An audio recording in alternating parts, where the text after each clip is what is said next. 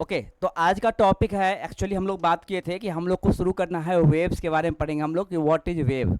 Wave होता क्या है, वेव हम किसे बोलते हैं, हिंदी में इसे तरंग कहते हैं। क्या कहते हैं? तरंग या लहर। लहर या तरंग, वेव। एक्चुअली वेव जो है सो ट्रांसफर ऑफ एनर्जी और behaviour of energy. Actually energy जो ट्रांसफर होता है उसका जो बिहेवियर है that is the wave only. तो हम बोल सकते हैं transfers energy that is the wave only. Actually wave जो है एनर्जी का ट्रांसफॉर्मेशन जो है वो वेव के फॉर्म में होता है। कैसा होता है? वेव के फॉर्म में होता है। आप देख सकते हैं कि ये वेव है, ये तरंग है। Okay, so usually involves a periodic repetitive movement, जैसा कि मैंने आपको लास्ट टाइम भी बताया था और इस टाइम भी मैं बता रहा हूँ। अब ये वेव है, इस वेव में आप देख सकते हो कि वन ओसिलेशन, मतलब यहाँ से लेकर के यहाँ तक जो है वो क्या होगा, वन ओसिलेशन बोल सकते हैं या वन साइकिल बोल सकते हैं। क्या बोल सकते हैं? वन साइकिल और वन ओसिलेशन। फिर यहाँ से यहाँ तक जो है वो सेकेंड ओसिलेशन होगा। ओके, वन ओसिलेशन, यहाँ से यहाँ तक क्या हो जाएगा? Second oscillation. This is the wave only, यही वेव है। अब देखो कि ऊपर का जो ये पार्ट है इसे हम क्रेस्ट बोलते हैं, हिंदी में शिखर बोलते हैं। ये क्या है? आपका क्रेस्ट है, हिंदी में इसको शिखर बोलेंगे। नीचे को पार्ट को, ये जो पार्ट है इसे हम क्या ट्रफ बोलते हैं। This is called what? Trough. Okay, crest and trough. So the mid point से the distance from the crest to the mid point, ये जो आप डिस्टेंस देख रहे हैं, ये जो आप हाइट देख रहे हैं, इसी हाइट को बोलते हैं amplitude. This is called what? Amplitude.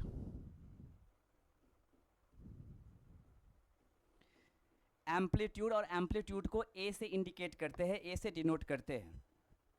Okay, the distance between two crest और two trough is called wavelength. Two crest या टू ट्रफ के बीच की जो डिस्टेंस है इसे हम बोलते हैं वेवलेंथ। ये जो है एक्चुअली क्या है? वेवलेंथ है। This is called what? Wavelength. Okay, तो एक्चुअली यू नो जितना ज़्यादा means strong energy has strong wavelength, as well as strong energy होगा तो एम्पलीट्यूड। ये कितने बार एग्जाम में क्वेश्चन पूछ चुका है कि अगर ज़्यादा एनर्जी होगा तो वो क्या, किस पे डिपेंड करता है? तो एम्पलीट्यूड पे डिपेंड करता है। अगर ज़्यादा एनर्जी होगा तो उसका एम्पलीट्यूड भी बहुत ही ज़्यादा होगा, कम एनर्जी होगा तो उसका एम्पलीट्यूड भी बहुत ही कम होगा। एक्चुअली मुझे आप लोग का वॉइस नहीं आ रहा है, समझ में नहीं आ रहा है क्यों वॉइस आ रहा है। Just a minute.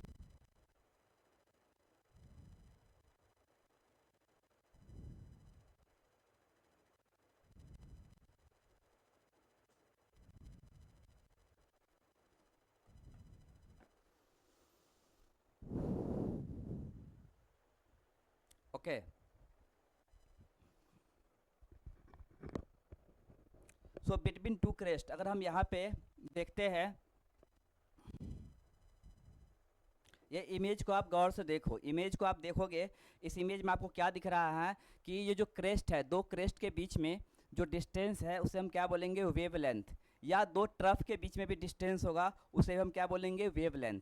Actually the one oscillation that is the cycle only. ये क्या है? One cycle, one oscillation means one totally. ये देख रहे हो this curve as well as this curve, ये दोनों कर्व मिलके क्या बनता है? वन सर्कल कंप्लीट करता है। आप देखेंगे तो ऊपर के हाफ सर्कल और नीचे के हाफ सर्कल ये मिलके क्या बना? Complete circle. So this complete circle is called the oscillation. क्या बोलते हैं हम लोग?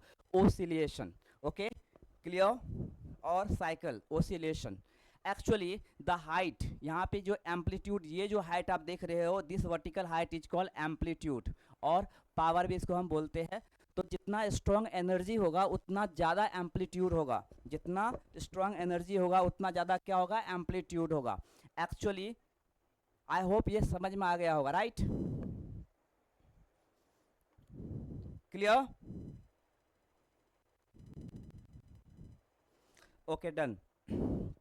सो नाउ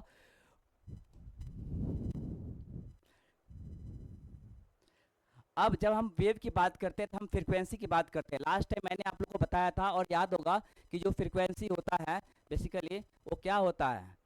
तो नंबर ऑफ साइकिल्स और number of oscillation in 1 second, number of oscillation in 1 second, that is called the frequency of the wave. Normally suppose this is the axis of the principal axis of the wave, and यहाँ पे मैं एक wave create कर रहा हूँ. Just suppose this is the wave, 1 cycle, 2 cycle, and आप देख सकते हो. तो ये जो व्हाइट कलर का जो वेव है, दिस व्हाइट कलर का जो वेव है, तो यहाँ से यहाँ तक क्या हो जाएगा 1 साइकिल, फिर यहाँ से यहाँ तक क्या हो जाएगा 2 साइकिल, फिर यहाँ से यहाँ तक हो जाएगा half cycle. It means what कि suppose from A point to from B point, this is the distance of the wave. Here time is, time यहाँ पे लगा है सपोज 1 सेकेंड. 1 सेकेंड में जो है वेव ए पॉइंट से बी पॉइंट तक रीच किया. इन दैट सिचुएशन क्या हो जाएगा कि फ्रीक्वेंसी, फ्रीक्वेंसी का मतलब होता है number of oscillation in 1 second. I again repeat, number of oscillations or cycles in 1 second, that is called the frequency of the wave. So here, so there is 1 cycle, 2 cycle and half cycle means 2 point, हम बोल सकते हैं 2.5 cycle. It means what? per second. hertz. hertz का मतलब होता है per second. per second means 1 second में कितने oscillation complete किया है, तो 2.5 साइकिल्स कंप्लीट किया है. इसका फ्रीक्वेंसी कितना हो जाएगा 2.5. ओके. अच्छा, वेवलेंथ में बता ही दिया हो, दो क्रेस्ट के बीच में जो डिस्टेंस होगा उसे हम क्या बोलेंगे, वेवलेंथ बोलेंगे. ये वेवलेंथ है. सपोज इसको हम बोलते हैं lambda 1.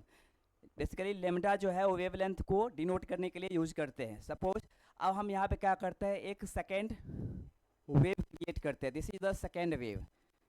Here this is the second wave.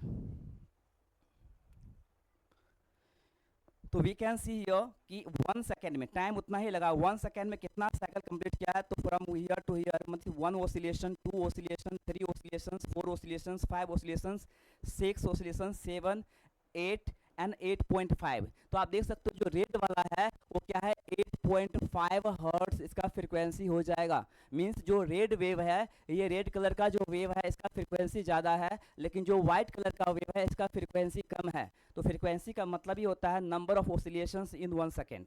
Clear? Got it?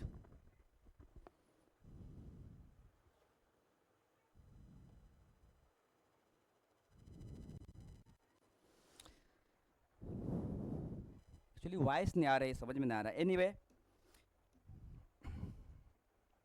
So here from crest to crest और ट्रफ टू ट्रफ, ये पॉइंट हम देखेंगे. This is suppose lambda 2. तो here lambda 2, lambda 1 means wavelength of the white waves. Actually that is greater than lambda 2. Lambda 2 means what? Wavelength of the red waves. तो आप देख सकते हो कि जो व्हाइट वेव्स का जो वेवलेंथ है वो रेड वेव्स से ज़्यादा है. अगर हम बात करते हैं फ्रीक्वेंसी को, frequency is denoted by v. Frequency को हम वी से डिनोट करते हैं. इसको हम सपोज V1 ले लेते हैं, इसको हम V2 ले लेते हैं. तो फ्रीक्वेंसी जो है एक्चुअली V2 V1 से ज़्यादा है.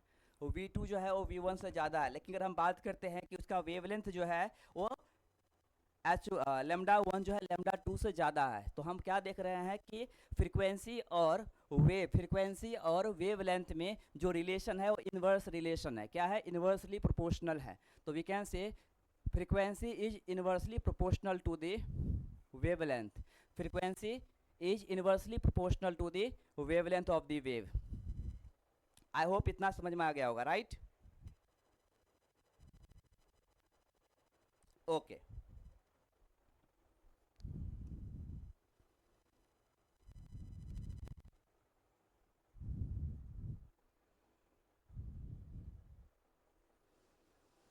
So wavelength is the distance between two successive identical parts of the wave, as I told you, जो मैं आपको पहले बता चुका हूँ.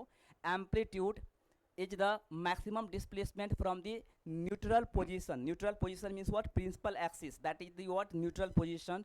This represents the energy of the wave. जो मैं पहले बता चुका हूँ, ऐसे एग्जाम में क्वेश्चन आ चुका है. तो energy is dependent on the amplitude. Energy किस पे डिपेंडेंट है आप देख सकते हो. Energy is dependent on the amplitude.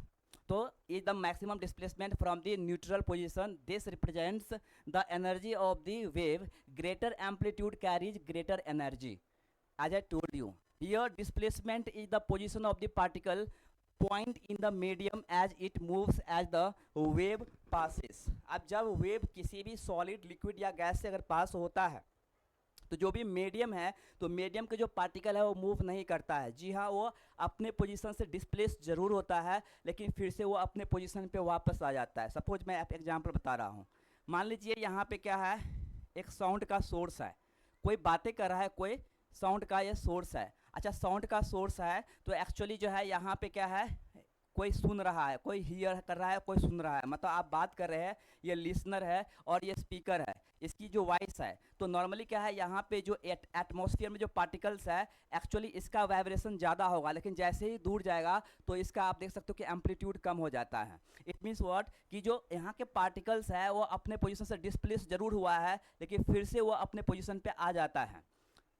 Okay, so maximum displacement is the amplitude of the wave. Now frequency जो मैं आपको बता चुका हूँ, is the number of repetition पर सेकेंड इन हर्ट्स। हर्ट्स का मतलब होता है पर सेकेंड, 1 सेकेंड में पर सेकेंड, या इसको हम बोल सकते हैं second inverse. Okay, clear?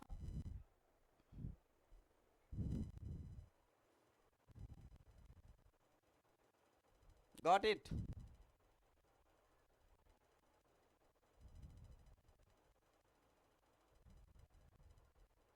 Hello?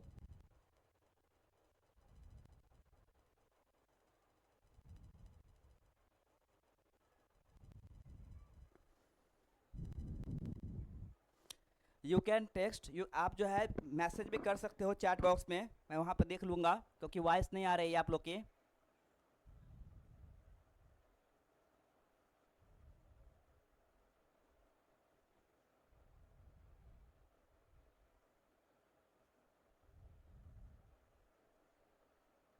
You can raise the hand also.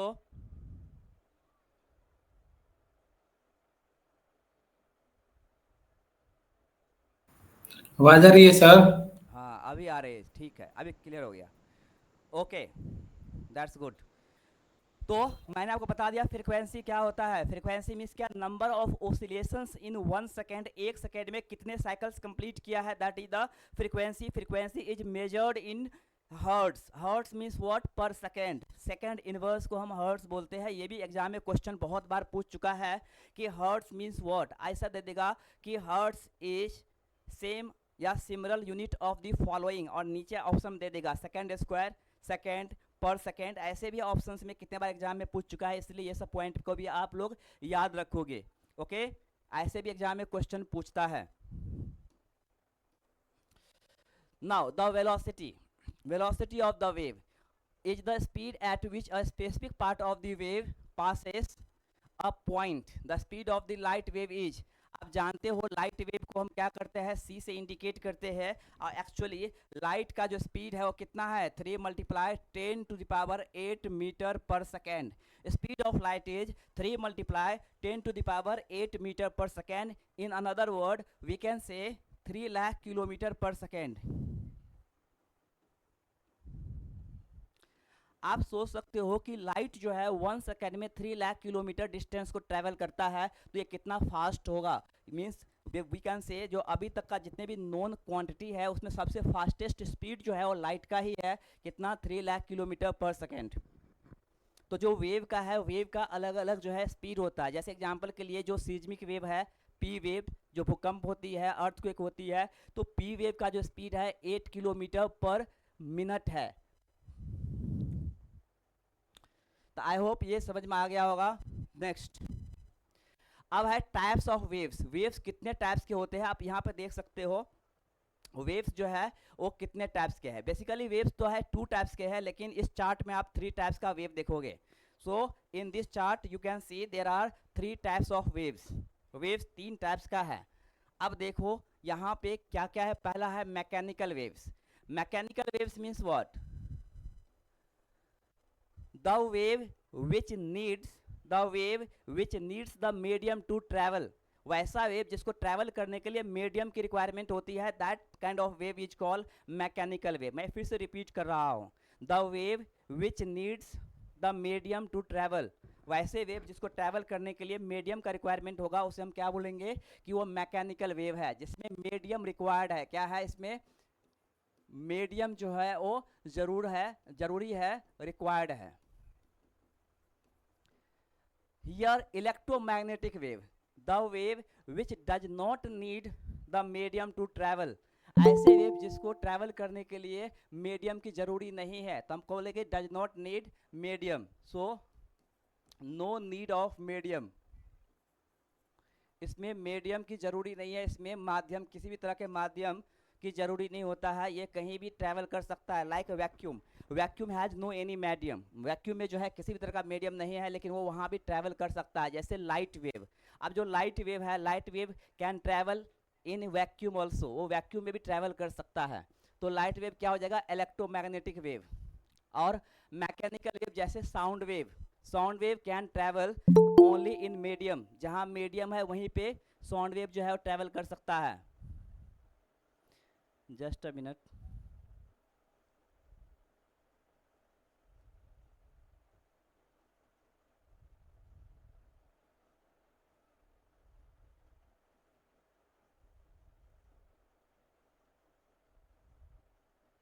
कीर्ति अभी आई है। ओके, तो मैं फिर से रिपीट कर रहा हूँ, mechanical wave, the wave which needs the medium to travel, that is mechanical wave, वैसा वेव जिसको ट्रैवल करने के लिए मीडियम की रिक्वायरमेंट होती है। Medium can be solid, liquid और gases. Electromagnetic wave, the wave which does not need any kind of medium, वैसा वेव जिसको मीडियम की रिक्वायरमेंट नहीं होती है। जैसे लाइट वेव, लाइट वेव जो है वो वैक्यूम में भी ट्रैवल कर सकता है, तो हम लाइट वेव को क्या बोल सकते हैं कि इलेक्ट्रोमैग्नेटिक वेव है। लेकिन साउंड वेव को मीडियम की रिक्वायरमेंट होती है। अगर आप वैक्यूम में जाकर के अगर आप बात करते हो या मून पे जाकर के बात करोगे तो एक्चुअली लिसनर आपके बात को नहीं सुन पाएगा, because the moon has no atmosphere, moon पे एटमॉस्फेयर नहीं है, वहाँ पे जो साउंड वेव को मीडियम चाहिए, वहाँ पे मीडियम ना होने की वजह से जो है लिसनर आपके वॉइस को नहीं सुन पाएगा। तो आपको समझ में आ गया होगा कि मैकेनिकल वेव और इलेक्ट्रोमैग्नेटिक वेव में क्या डिफरेंस है, only difference of the medium. Now एक और वेव है, this is called seismic wave. Seismic wave causes the earthquake. अब जैसे मान लो कि जो हमारा अर्थ क्रस्ट है, टेक्टोनिक प्लेट्स है, टेक्टोनिक प्लेट्स अगर आपस में क्या होगा, कोलाइड होगा, टक्कर होगा, क्या होगा, वाइब्रेशन क्रिएट होगा। ये वाइब्रेशन क्या है, वेव क्रिएट करता है। तो this kind of the wave is called what, seismic wave.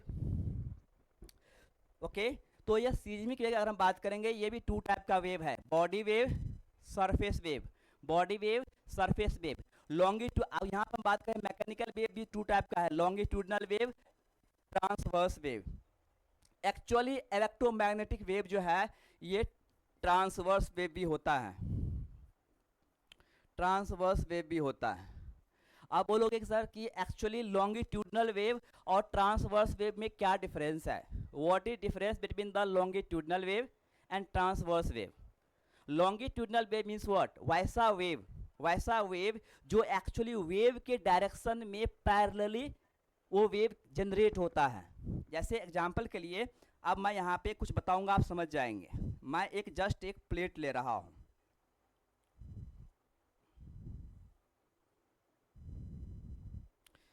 अब देखो ये जो मैं ले रहा हूँ, अब यहाँ पे फ्रीक्वेंसी कहीं पे ज़्यादा हो सकता है, कहीं पे कम हो सकता है। अब देखो कि यहाँ पे जो है फ्रीक्वेंसी ज़्यादा है, यहाँ पे कम है। अब देखो जहाँ कम है उसे हम बोलते हैं रिफ्रैक्शन, क्या बोलते हैं, रिफ्रैक्शन, रिफ्रैक्शन। जहाँ पे ज़्यादा है उसे हम बोलते हैं कंप्रेशन, क्या बोलते हैं, कंप्रेशन, रिफ्रैक्शन, कंप्रेशन। एक्चुअली ये जो वेव ट्रैवल करता है इन the direction of the wave, it means what, the direction of the waves in the direction of the propagation. Propagation के डायरेक्शन में अगर वेव होगा तो उसे हम क्या बोलेंगे, वो लॉन्गिट्यूडनल वेव है। लेकिन अगर प्रोपगेशन के डायरेक्शन में नहीं है, जरा सोचो कि अगर एक ऐसा वेव है, जैसे हम ये ड्रॉ किए हुआ, ऐसे ही मैं फिर से एक और ड्रॉ कर रहा हूँ, ये आप देख सकते हो,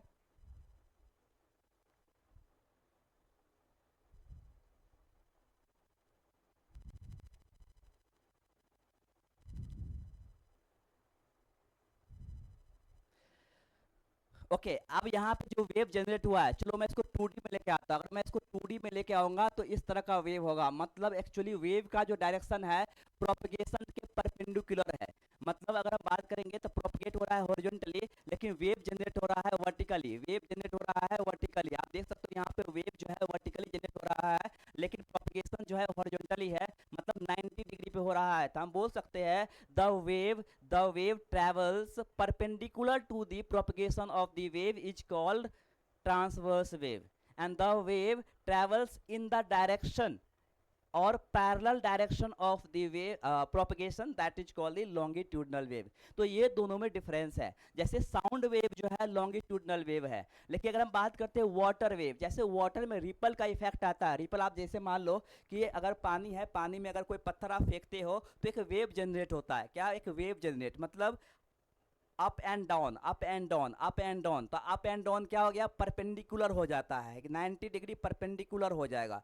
और जैसे ही वो परपेंडिकुलर हो जाएगा उसे हम क्या बोलेंगे? ट्रांसवर्स वेव है। इसलिए वाटर वेव जो है वो ट्रांसवर्स वेव है, वो परपेंडिकुलर होता है। लेकिन लॉन्गिट्यूडनल वेव जैसे साउंड वेव जो है लॉन्गिट्यूडनल वेव है, बिकॉज ये हॉरिजॉन्टल होता है। इतना क्लियर? इतना समझ में आ गया?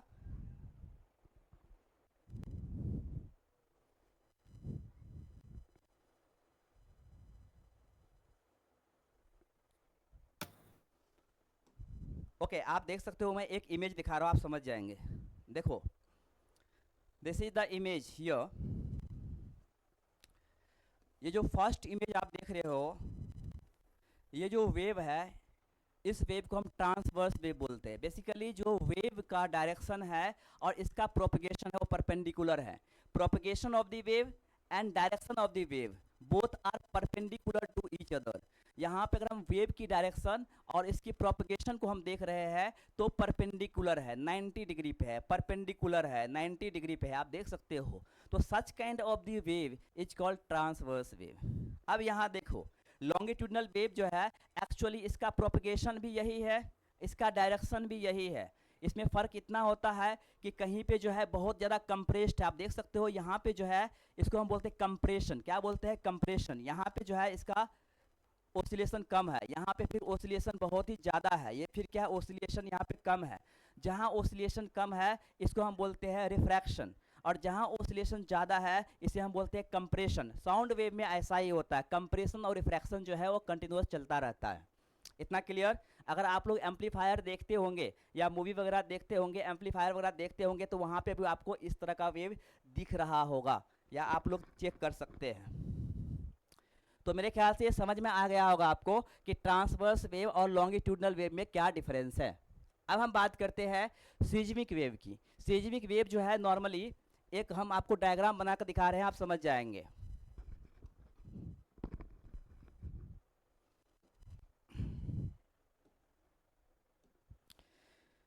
नॉर्मली आप जानते हो, suppose this is the earth, this is the earth. मैंने अर्थ इसको बना लिया, अर्थ मान लिया। अब अर्थ जो है, अर्थ के 3 लेयर है। अर्थ के कितने लेयर है? बेसिकली 3 लेयर है। सबसे ऊपर का जो लेयर है अर्थ का, उसे हम बोलते हैं क्रस्ट।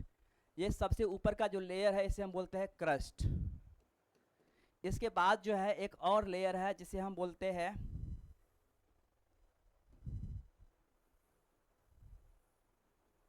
ये जो लेयर है इसे हम बोलते हैं मैंटल। क्या बोलते हैं इसको हम?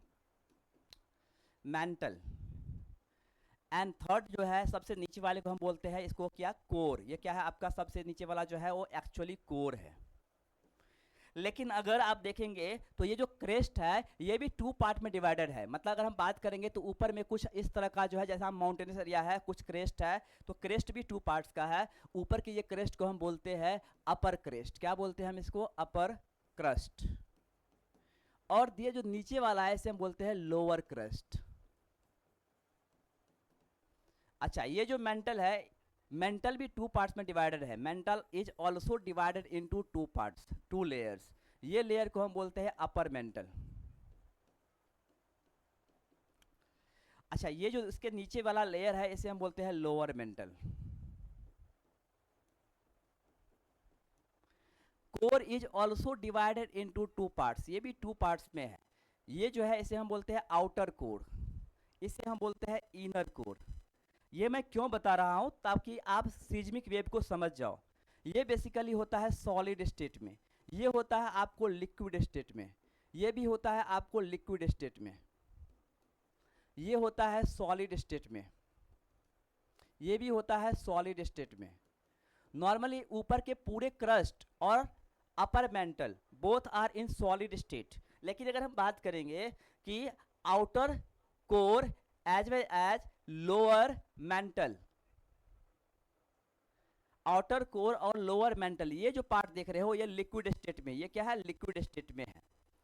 अच्छा, जहां पे लिक्विड है और सॉलिड है तो उसके कुछ ऐसे ट्रांजिशनल जोन होगा जो सेमी लिक्विड मटेरियल का बना होगा, ना टोटली सॉलिड होगा ना ही टोटली लिक्विड होगा। तो इस तरह के जो लेयर्स है उसे हम बोलते हैं एस्थेनोस्फीयर। एक्चुअली ऐसे है। तो some parts of upper mantle, because upper mantle क्या है, सॉलिड में है, क्या है, सॉलिड में है, and some part of lower mantle जो कि लिक्विड में है, some part of upper mantle and some part of lower mantle. ये जो लेयर आप देख रहे हो, जो मैं डॉट डॉट करके बता रहा हूँ आपको, ये जो लेयर है, इस लेयर को हम बोलते हैं, ये जो लेयर है इसे हम बोलते हैं एस्थेनोस्फीयर।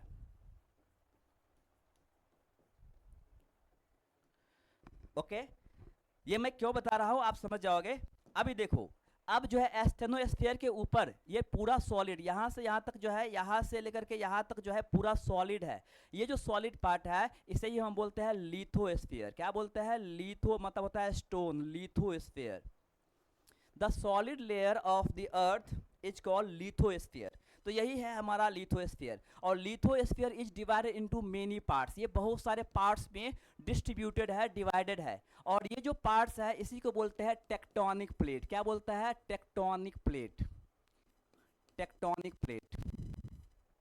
ओके, तो जब टेक्टोनिक प्लेट मूव करता है, when tectonic plates moves, so they move towards each other, away from each other and slides over each other। या तो एक दूसरे पे स्लाइड करेगा, या एक दूसरे से अलग होगा, या एक दूसरे के क्या होगा, कोलाइड होगा। इन दैट सिचुएशन वाइब्रेशन जनरेट होता है। क्या होता है, वाइब्रेशन जनरेट होता है। सो दैट वाइब्रेशन, वो जो वाइब्रेशन है वही वाइब्रेशन को हम क्या बोलते हैं, एक मिनट, एक कॉल आ रहा है। हेलो, क्या हुआ, क्या, हाँ तो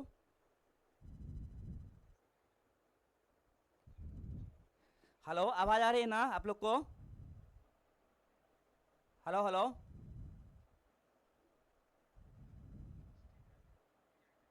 हेलो, तो फिर Yes, sir. कुछ प्रॉब्लम आ रही है क्या, नहीं श्रुति तो बता रही प्रॉपर चल रही है। ओके, नहीं राहुल सर का भी कॉल आया था, बोले कि आवाज़ नहीं आ रही थी इसलिए पूछ रहा हूँ। सर आपका ही वॉइस नहीं आ रहा है, कुछ प्रॉब्लम है आपकी तरफ से। ठीक है। Just a minute.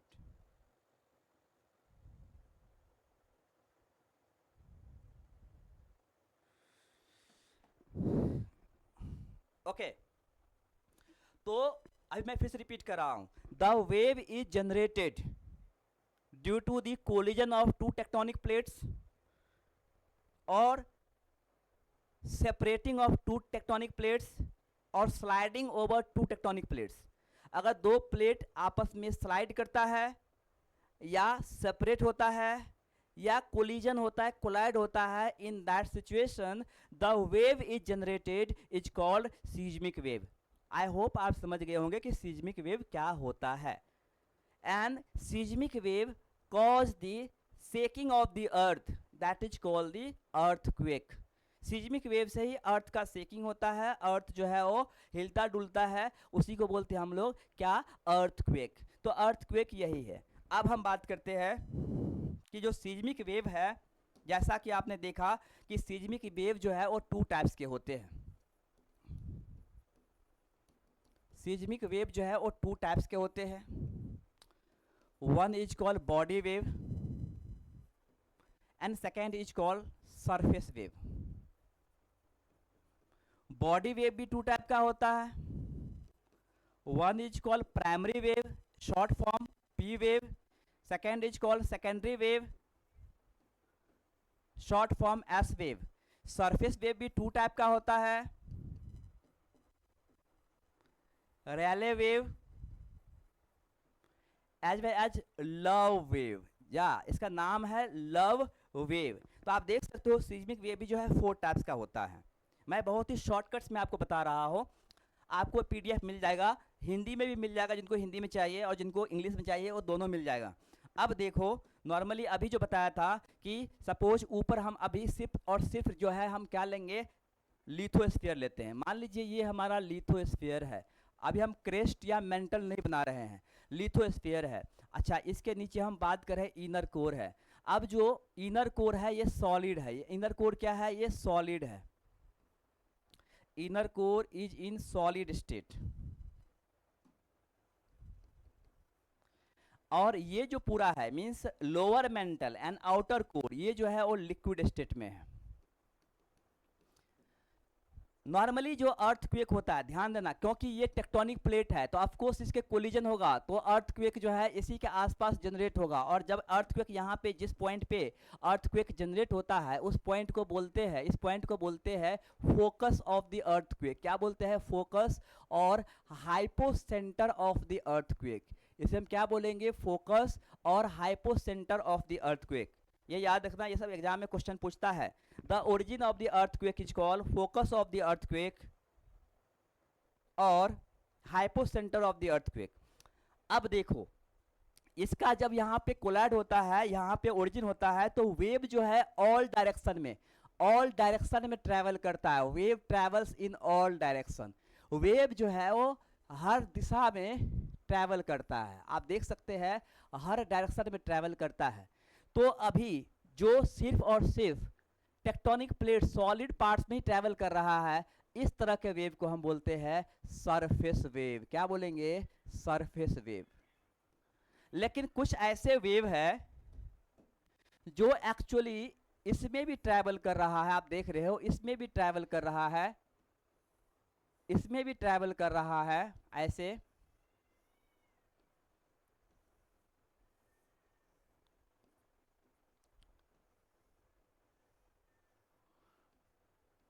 क्योंकि देखो one medium to another medium जाता है तो थोड़ा डेविएट होता है, इसलिए मैं ऐसा ड्रॉ कर रहा हूँ 180 डिग्री पे सीधा रहेगा।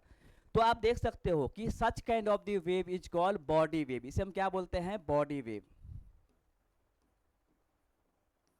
तो जो वेव बॉडी की तरफ जा रहा है, बॉडी वेव, जो वेव सरफेस में है उसे हम सरफेस वेव। बहुत ही सिंपल कॉन्सेप्ट है कि सरफेस वेव जो है ऊपर ऊपर है और बॉडी वेव जो है वो internal part of the earth है, that is the body wave. Finally this body wave, ये जो बॉडी वेव है वो अगेन फिर सरफेस वेव बन जाता है। आप देख सकते हो कि जैसे ही बॉडी वेव यहाँ पाया फिर से ये सरफेस वेव बन गया। क्या बन गया, ये सरफेस वेव बन गया। लेकिन ये जो फोकस है, फोकस से ठीक वर्टिकली यहाँ पे इसका मैग्नीट्यूड, इसका इंटेंसिटी बहुत ज्यादा होगा और इस पॉइंट को vertical means vertical of the focus the surface is called epicentre. क्या बोलते हैं, epicentre of the earthquake. And epicentre of the earthquake is the most destructive zone. क्या हो जाएगा, ये most destructive zone. Very very important, याद रखना, epicentre is the most destructive zone of earthquake. तो आई होप आपको यह समझ में आ गया होगा। अब प्रश्न होता है कि जो बॉडी वेव 2 टाइप का है, primary wave, P wave and S wave, इसमें क्या डिफरेंस है। तो डिफरेंस ये है कि P wave can travels on travels in all medium. ये जो है सॉलिड, लिक्विड एंड गैस, तीनों मीडियम में ट्रेवल करता है। S wave can travel only in solid state, solid medium. S wave जो है सेकेंडरी वेव सिर्फ और सिर्फ सॉलिड मीडियम में ट्रेवल करता है। P wave can travel in all the mediums, solid, liquid and gas. हाँ ये जरूर है, पी वेव का सबसे ज्यादा जो स्पीड होगा सॉलिड में होगा, उससे कम स्पीड लिक्विड में, सबसे कम स्पीड गैस में होगा। लेकिन S wave travels only in, S wave जो है सिर्फ और सिर्फ सॉलिड में ट्रेवल करता है। ये जो एस वेव है, ध्यान से सुनना, ये जो एस वेव है, एस वेव जो है ट्रांसवर्स वेव भी होता है, ट्रांसवर्स वेव। ध्यान से सुनना, क्योंकि ये परपेंडिकुलरली प्रोपगेट होता है, इसलिए इसे हम क्या बोलेंगे कि ट्रांसवर्स वेव होगा। लेकिन जो पी वेव है इसे हम बोलते हैं लॉन्गिट्यूडनल वेव। ये लॉन्गिट्यूडनल होगा because it travels in the direction of the propagation, that is why it is called the what, longitudinal wave. एक चीज और, इसका स्पीड जो है वो एक्चुअली एवरेज स्पीड मैं बात कर रहा हूं 8 किलोमीटर पर मिनट है, जबकि इसका स्पीड की हम बात करते हैं तो 5 किलोमीटर पर मिनट है। S wave behaves like the light wave. S wave जो है लाइट की तरह बिहेव करता है। P wave behaves like the sound wave, ये साउंड वेव की तरह बिहेव करता है। इसलिए एस वेव को हम क्या बोलते हैं, ट्रांसवर्स वेव, और पी वेव को हम बोलते हैं लॉन्गिट्यूडनल वेव। देखो इस तरह के एग्जाम में बहुत बार एग्जाम में क्वेश्चन पूछता है, ये याद रखना, इसको भूलना मत। जो मैं बता रहा हूँ आप लोग को, ये वीडियो अपलोड हो जाएगा, ये वीडियो को बार बार देखना, या हो सके तो आप लोग लिख लो, क्योंकि इससे प्रश्न बहुत ज्यादा पूछा जाता है एग्जाम में। इतना क्लियर, इतना समझ में आया? सर भूकंप आने वाला अर्थ क्या हुआ? की का कैसे पता चलता है? क्या हुआ? अर्थ के बारे में पहली चीज कैसे कर आपका वॉइस क्लियर नहीं आ अर्थ रहा है के सर। बारे में कैसे पता चलता है? आपका वॉइस क्लियर नहीं आ रही दूसरा है। कोई का आवाज है तो बोल दो।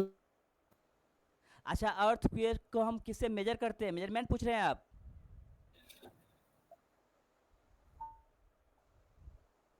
नहीं, आप एक बार टेक्स्ट कीजिए तो। आपकी वॉइस क्लियर नहीं आ रही है।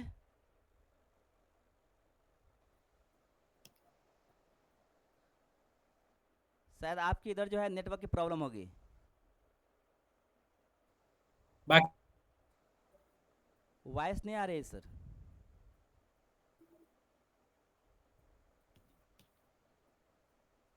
नेटवर्क प्रॉब्लम है मेरा, ठीक। हाँ, इसलिए वॉइस नहीं आ रही है।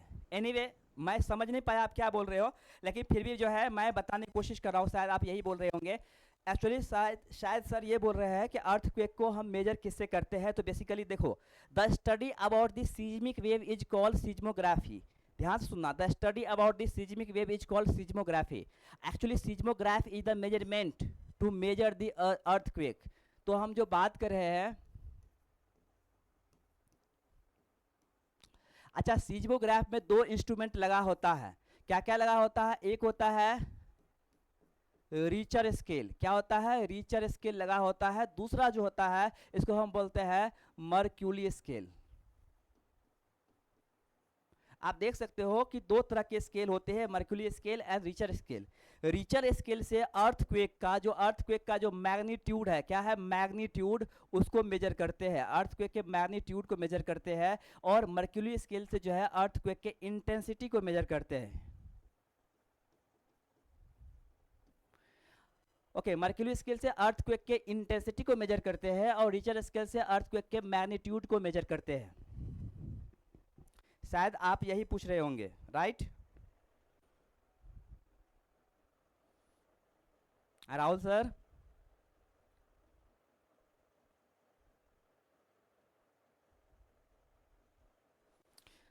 चलिए, क्योंकि मैं ये जो है टॉपिक अलग है, इस मेरा पे मैं इसमें नहीं नेटवर्क जा रहा हूँ।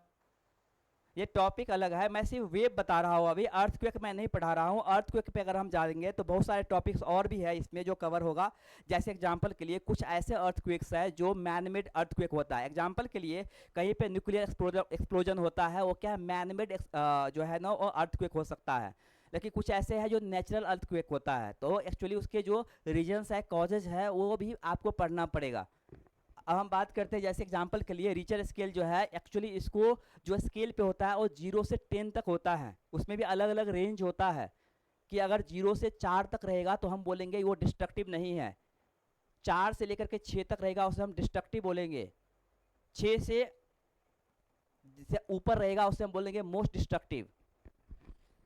ओके, तो हम लोग जो है अर्थक्वेक का जो टॉपिक होगा उसमें हम बहुत डिटेल्स में जाएंगे, लेकिन हम अभी उतने जगह हम सबको सिर्फ वेव समझना है।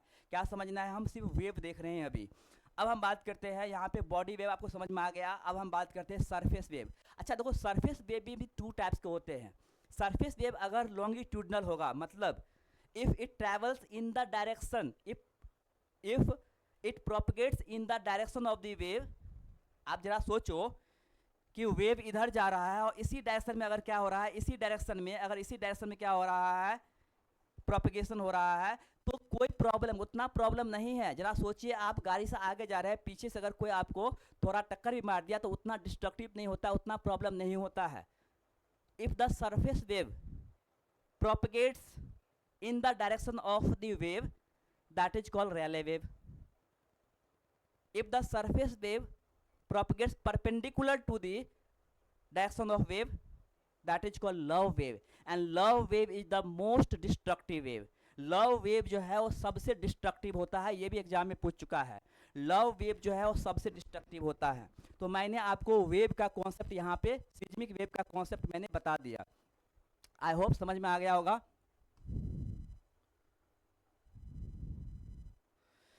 तो आपने क्या देखा, प्राइमरी वेव, मतलब प्राइमरी वेव भी तो मैं बता दिया हूं।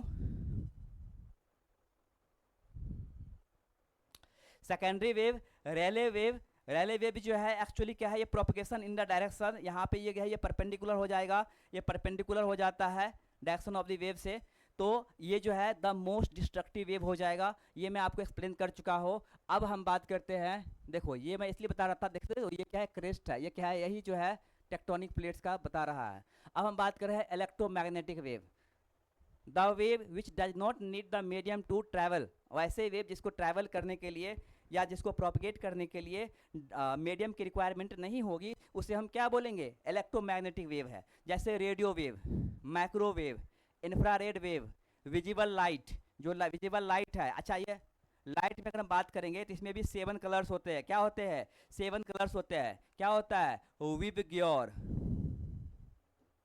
VIBGYOR, violet, indigo, blue, green, yellow, orange, red.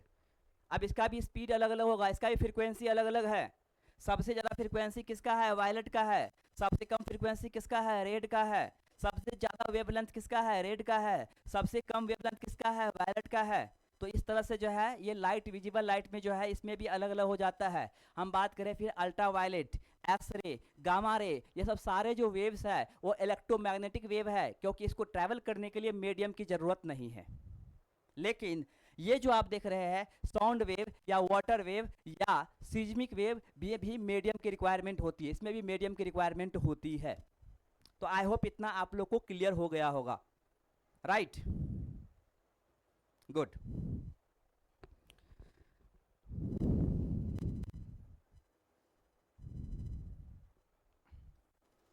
जो मैं बताया वही है, waves in which the medium moves eight right angle.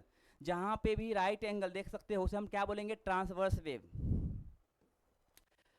To the direction of the wave. Example of the transverse wave, ये एग्जांपल भी याद रखना है आपको। वाटर वेव, नॉर्मली जो वाटर में जो रिपल इफेक्ट होता है, रिपल इफेक्ट जैसे वाटर में अगर आप कोई स्टोन फेंकते हो तो वाटर का जो है मूवमेंट कुछ ऐसा हो जाता है, वर्टिकली हो जाता है।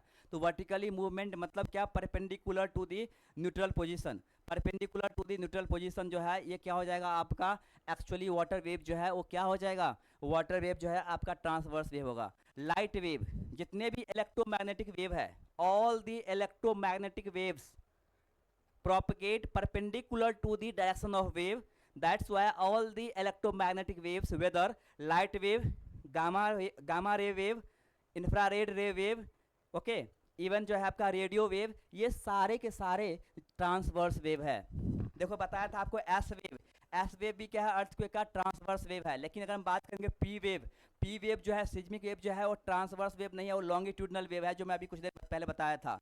स्ट्रिंग इंस्ट्रूमेंट, स्ट्रिंग इंस्ट्रूमेंट जो है, कोई भी इंस्ट्रूमेंट आप जो बजाते हो, जैसे एग्जांपल के लिए जो गिटार है या सितार है हम बजाते हैं, तो उसमें भी जो वेव जनरेट होता है वो भी क्या है आपका ट्रांसवर्स वेव है, टॉर्सन वेव, ये सब जितने भी है ट्रांसवर्स वेव है। The high point of the transverse wave is the crest. मैं पहले बता चुका हूँ, जो हाई पॉइंट जो है इसको ट्रांसवर्स वेव का, उसको हम क्या बोलते हैं, क्रेस्ट बोलते हैं, हिंदी में शिखर बोलते हैं। नीचे वाले जो ये जो है इसे लो पार्ट ऑफ द को क्या बोलते हैं, ट्रफ बोलते हैं, जो मैं पहले आपको एक्सप्लेन कर चुका हूँ। Okay, clear.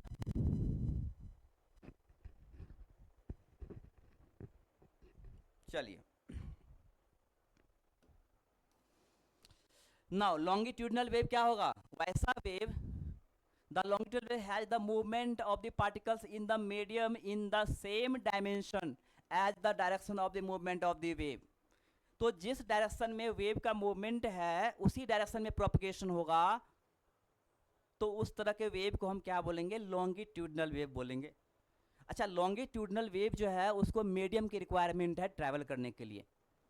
तो अभी हम यहाँ पे देखते हैं एग्जाम्पल, साउंड वेव जो है लॉन्गिट्यूडनल वेव है, P type of earthquake wave जो है या सिज्मिक वेव है वो एक्चुअली क्या है आपका लॉन्गिट्यूडनल वेव है।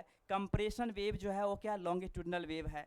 Parts of the longitudinal wave, जैसे मैंने बताया कंप्रेशन और रिफ्रैक्शन, अभी कुछ देर पहले बताया था कि जैसे मान लो कि यहाँ पे अगर मान लो कि ये जो है बहुत ही ज़्यादा है, लेकिन यहाँ पे क्या है कम हो गया, फिर ज़्यादा हो गया, फिर कम हो गया, तो आप देख सकते हो कि ये जो है मीन्स वर्ड, जहाँ फ्रीक्वेंसी ज़्यादा होगा, जहाँ फ्रीक्वेंसी ज़्यादा होगा मॉलिक्यूल्स का कंप्रेशन ज़्यादा होगा, इस पार्ट को हम क्या बोलेंगे कंप्रेशन बोलेंगे। ये जो पार्ट आप देख रहे हो जहाँ पे फ्रीक्वेंसी कम होगा, फ्रीक्वेंसी मैं पहले बता चुका हूँ नंबर ऑफ ओसिलेशन पर सेकेंड, अगर मान लो कि यहाँ फ्रीक्वेंसी कम होगा मतलब यहाँ पे क्या हो जाएगा रिफ्रैक्शन हो जाएगा। सिंपल सा कॉन्सेप्ट है, जहाँ पे फ्रीक्वेंसी ज़्यादा होगा कंप्रेशन, जहाँ फ्रीक्वेंसी कम होगा रिफ्रैक्शन। इतना clear?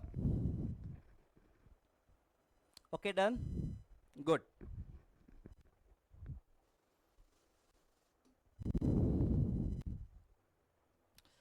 Mechanical wave, a wave which needs a medium in order to propagate itself. Sound waves ये सब बता चुका हूँ ऑलरेडी आपको। मैटर वेव, अच्छा ये मैटर वेव क्या है? Any moving object can be described as the wave when a stone is dropped into a pond. जब आप पॉन्ड में एक स्टोन ड्रॉप करते हो, the water is disturbed from its equilibrium position, as the wave passes it returns to its equilibrium position after the wave has passed. अब मान लो कि आप अगर पानी में, जैसे मान लो कि ये पॉन्ड है, पॉन्ड में अगर आप क्या करते हो पत्थर फेंकते हो तो एक्चुअली उसमें वेव जनरेट होता है, नो डाउट। वहाँ से जो है वाटर डिस्प्लेस होता है, वाटर क्या जहाँ फेंकोगे वाटर डिस्प्लेस होगा आगे की तरफ, वाटर डिस्प्लेस होता है आगे की तरफ डिस्प्लेस होगा, नो डाउट। लेकिन जैसे ही वेव पास हो जाता है तो वो अपने मेन पोजीशन पे, अपने मेन पोजीशन पे फिर से रिटर्न हो जाता है, अपने मेन पोजीशन पे रिटर्न हो जाता है। और ये ऐसा क्यों हुआ? Because water is a matter. Water क्या है? एक मैटर है। Which kind of matter? तो लिक्विड मैटर। क्या है? लिक्विड मैटर है। तो जो भी मैटर है जिसमें आप देख रहे हो कि पार्टिकल्स मूव तो हो रहा है आगे, नो डाउट, लेकिन जैसे ही वेव पास हो जाता है पार्टिकल्स अपने ओरिजिनल पोजीशन पे वापस आ जाता है, तो such kind of the wave is also called matter wave. I hope समझ में आ गया होगा। इलेक्ट्रोमैग्नेटिक वेव मैं बता चुका हूँ, these waves are disturbance that does not need any object medium, जो मैं पहले बता चुका हूँ, इसको मीडियम की रिक्वायरमेंट नहीं होती है। लाइट जो है वैक्यूम में भी ट्रैवल कर सकता है, ओके, और वैक्यूम के थ्रू ही हमारे अर्थ तक पहुँचता है, ये तो आप लोग जानते ही हो। तो आई होप ये भी समझ में आ गया होगा।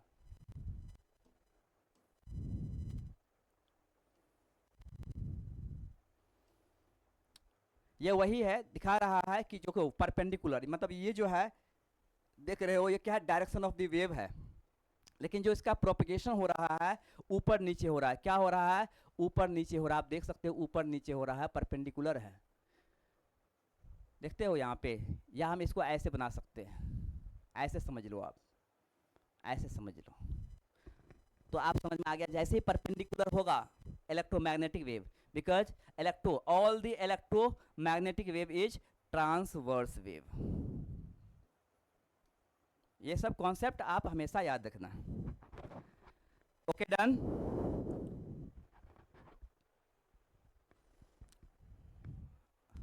Okay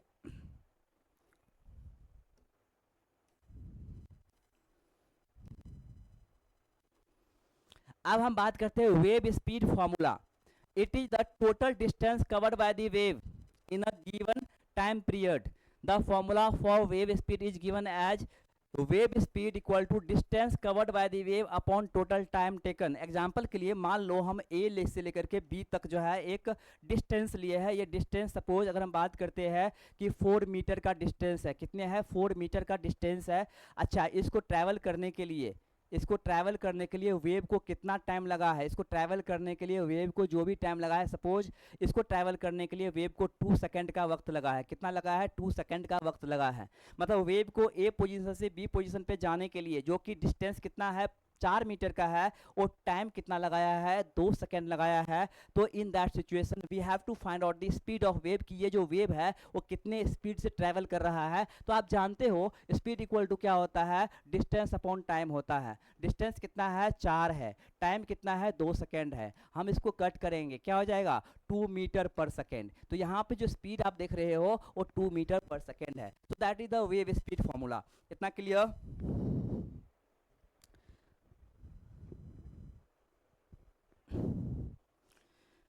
okay, now properties of wave, जो मैं ऑलरेडी एक्सप्लेन कर चुका हूँ। The prime properties of the waves are as follows.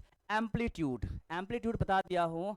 The maximum height और maximum depth of the transverse wave from the neutral position. Neutral position से जो maximum height है crest का, या जो क्या है मैक्सिमम डेप्थ है, उसी को हम बोलते हैं, उस जो मैक्सिमम हाइट या मैक्सिमम डेप्थ जो है उसी को हम क्या बोलते हैं, एम्पलीट्यूड बोलते हैं। आप जरा सोचो ना कि हम, ये है न्यूट्रल पोजीशन, ये मैक्सिमम हाइट हो गया, ये मैक्सिमम डेप्थ हो गया। तो ये जो मैक्सिमम हाइट है या मैक्सिमम डेप्थ है उसे हम क्या बोलेंगे, एम्पलीट्यूड बोलेंगे। दूसरा है वेवलेंथ, बता चुका हूं, the distance between two crest और टू ट्रफ, ये जो डिस्टेंस है इसे हम वेवलेंथ बोलते हैं। Period, the period of the wave is the time for a particle on a medium to make one complete vibrational cycle. अब देखो वन कंप्लीट मतलब क्या है, देखो यहां से लेकर के यहां तक, चलिए मैं आपको ये समझा दो तो आप समझ जाएंगे। थोड़ा ध्यान से देखना, समझ जाओगे आप। देखो यहाँ पे इससे लेकर के यहाँ तक जो है 2 सेकंड लगा है। अगर हम बात करें कितना साइकिल है 2 सेकंड में, तो 1 cycle, 2 cycle, 3 cycle, 4 cycle, 5 cycle, 6 cycle.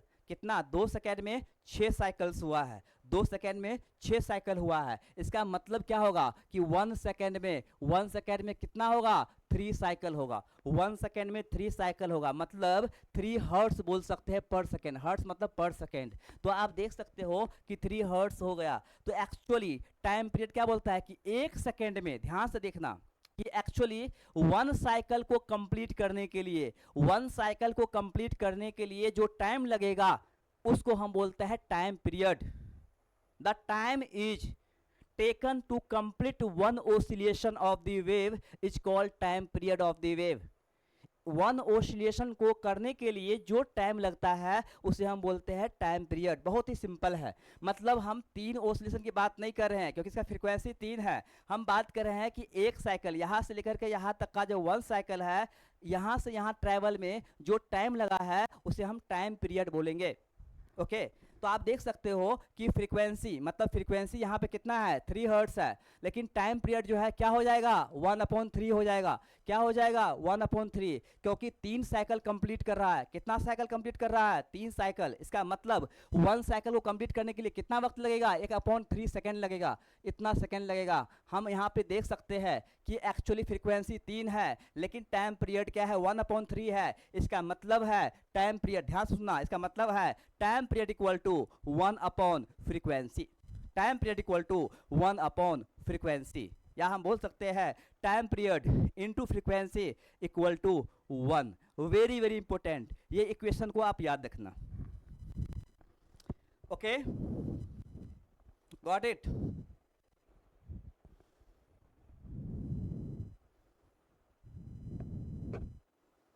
समझ गए?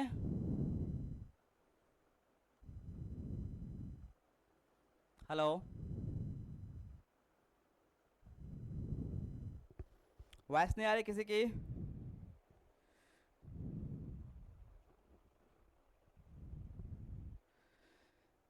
टाइम पीरियड समझ में आया? Time period is inversely proportional of the frequency. It means what, आप देख सकते हो, अभी मैं कुछ देर पहले ही बताया था, एक एग्जांपल, बहुत ही सटीक एग्जांपल दिया था कि एक्चुअली 1 सेकेंड में 3 साइकिल कंप्लीट कर रहा है, मतलब फ्रीक्वेंसी कितना हो जाएगा, 3 हो जाएगा। लेकिन 1 साइकिल को कंप्लीट करने के लिए 1/3 सेकेंड का वक्त लग रहा है। हम क्या बोलेंगे, ये जो है टाइम पीरियड है। इसलिए टाइम पीरियड इक्वल टू क्या हो जाएगा, 1/फ्रीक्वेंसी। इसका मतलब time period into frequency equal to 1। ये इक्वेशन इंपॉर्टेंट है, ऐसे इक्वेशन भी एग्जाम में क्वेश्चन में एग्जाम के में क्वेश्चन में आ जाएगा आपको। इतना क्लियर? ओके, राखी आवाज आ रही है?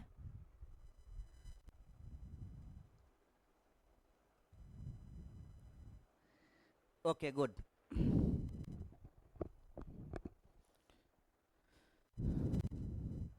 नाउ मैं फ्रीक्वेंसी बता चुका हूँ कि frequency of the wave is the number of waves passing a point in a certain time. इतना हम लंबा नहीं जाएंगे, सिर्फ इतना समझना है फ्रीक्वेंसी क्या है। Number of cycles is completed in 1 second, that is the frequency only. The period is the reciprocal of frequency. अभी बताया था जो पीरियड जो है वो क्या है, रेसिप्रोकल है। रेसिप्रोकल है, रेसिप्रोकल का मतलब होता है कि अगर अगर मान लो कि फ्रीक्वेंसी को अगर हम मान लो कि अगर 3 मानेंगे तो टाइम पीरियड 1/3 हो जाएगा।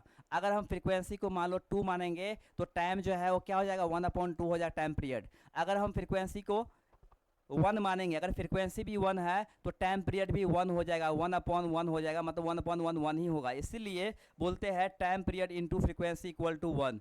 Time period into frequency equal to 1। तो ये बोला है frequency equal to 1 time period और period equal to 1 frequency.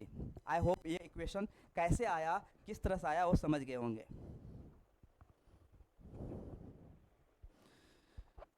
Okay done. Now speed बता चुका हूँ, स्पीड क्या है, speed equal to distance upon time, ये हो चुका है। अब हम बात करते हैं हीट। हमारा जो मेन फोकस है हीट वेव की, हम हीट वेव की बात कर रहे थे, तो हम शुरू करते हैं यहाँ पे हीट का चैप्टर। हीट क्या है? Heat in Hindi it is called उष्मा। तो जो उष्मा है या हीट है वो एक्चुअली क्या है? Heat is the form of energy. जो हीट है वो एनर्जी का फॉर्म है। तो heat is the form of energy. Heat क्या है? एनर्जी का फॉर्म है। विच produces the sensation of warmth. Warmth in the sense if you touch the hotter body you will feel warm, आप गर्म महसूस करोगे। इसका मतलब वो जो हॉटर बॉडी है उसमें हीट एनर्जी है, उसमें क्या है? हीट एनर्जी है। That's why your sensation, your feeling is warmth. Okay, तो आई होप हीट क्या है समझ में आ गया होगा। In simple word, heat is the form of energy which produces the sensation of warmth. The amount of heat contained by a body depends on the mass of the body. जितना ज़्यादा मास होगा उतना ज़्यादा हीट एनर्जी होगा, जितना कम मास होगा उतना कम हीट एनर्जी होगा। ये सिंपल सी कॉन्सेप्ट है। अब हम बात करते हैं इसके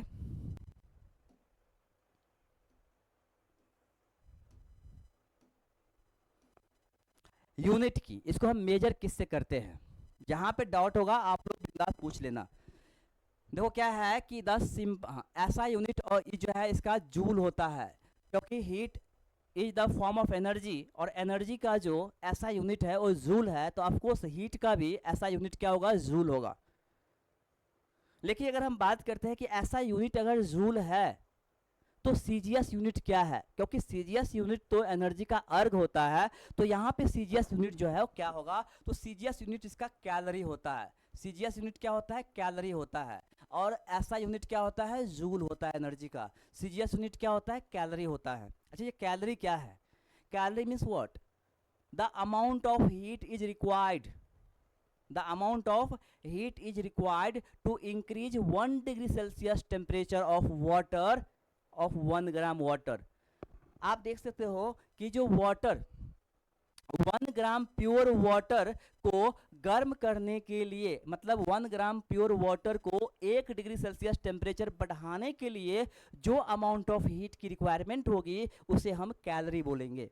तो normally calorie it is the amount of heat required to raise the temperature of 1 gram of pure water through 1 degree Celsius.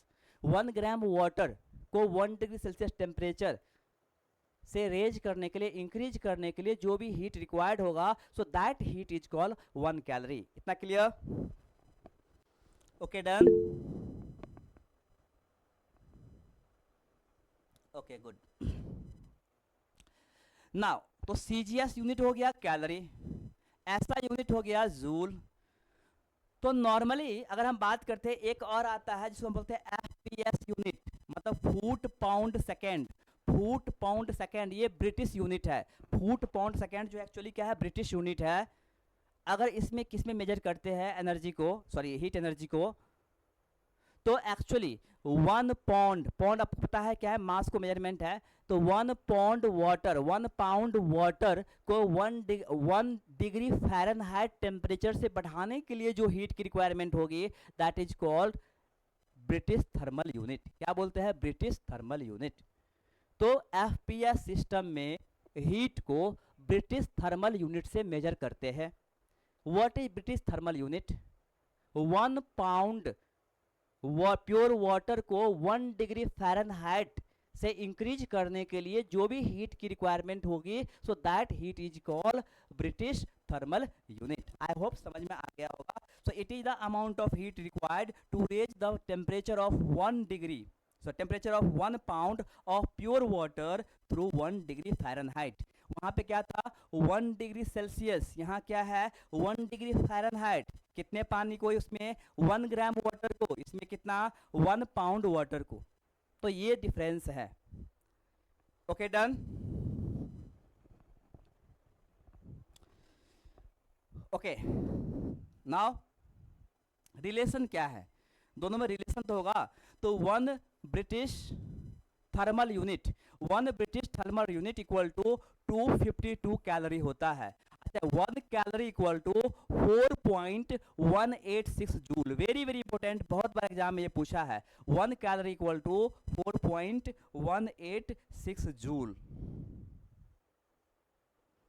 इतना क्लियर? Okay, done. ठीक है। So the transfer of heat is always from hotter to colder body. अब जो heat है, heat का flow जो होता है, फ्लो ऑफ हीट, तो आपको simple higher level of the heat energy to the lower level of heat energy. अगर दो बॉडी है, एक क्या है? कोल्डर बॉडी है, second is the hotter body. Hotter body contained the lot of heat, colder body contains the small amount of heat. तो आप जरा सोचो कि एक हॉटर बॉडी है, जैसे एग्जांपल के लिए हम बात कर रहे हैं चाय की कप। अब जो क्या है, चाय की कप है जिसमें चाय भरा हुआ है, मान लीजिए इसमें चाय है, तो आपको क्या ये हॉटर बॉडी होगा। हमारा हाथ जो है वो, हमारा हाथ क्या हो जाएगा कंपेयर टू दी कप, क्योंकि कप जो है गर्म चाय से भरी हुई है, उसके कंपेरिजन में हमारा हाथ जो है थोड़ा कोल्ड है।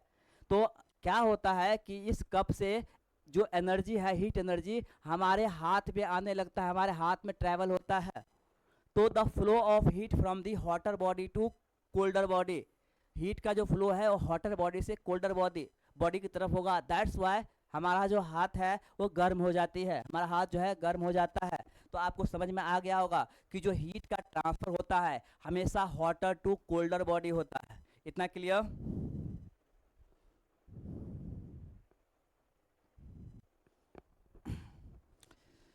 Now next concept is temperature.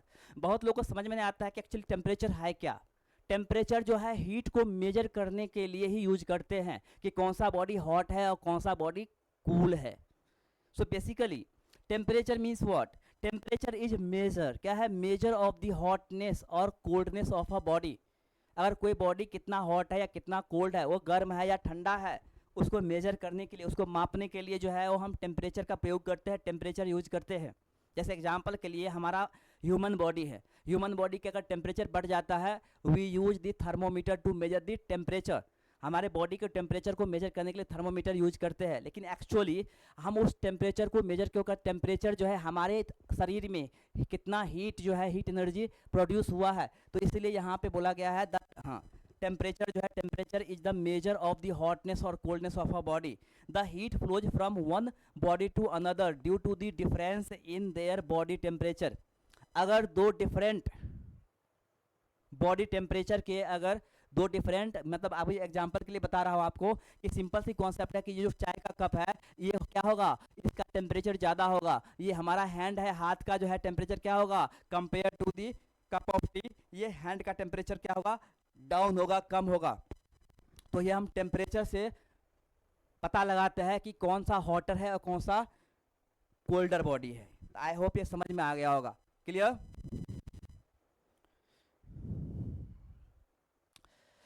अच्छा, एक कॉन्सेप्ट और है। कॉन्सेप्ट ये है कि जब कभी हम लोग कोई भी इंजन काम करता है, जैसे एग्जांपल के लिए आप मोबाइल को यूज करते हो, मोबाइल को आप यूज करते हो या मोबाइल को चार्ज करते हो, क्या हो जाता है कुछ देर के बाद गर्म होता है। लैपटॉप को यूज करते हो, कुछ देर के बाद गर्म होता है। कोई भी इंजन को, कोई भी मशीन को आप यूज करते हो, गर्म हो जाते हैं। या हम ही क्यों ना काम करें, अगर आप फिजिकल वर्क करते हो या डांस करते हो या कोई भी फिजिकल एक्टिविटीज करते हो, आपके बॉडी जो है का टेम्परेचर बढ़ जाता है। वाई, क्यों, ऐसा क्यों, ऐसा क्यों बढ़ता है, क्या होता है? तो एक एक कॉन्सेप्ट समझिए, आप समझ जाएंगे।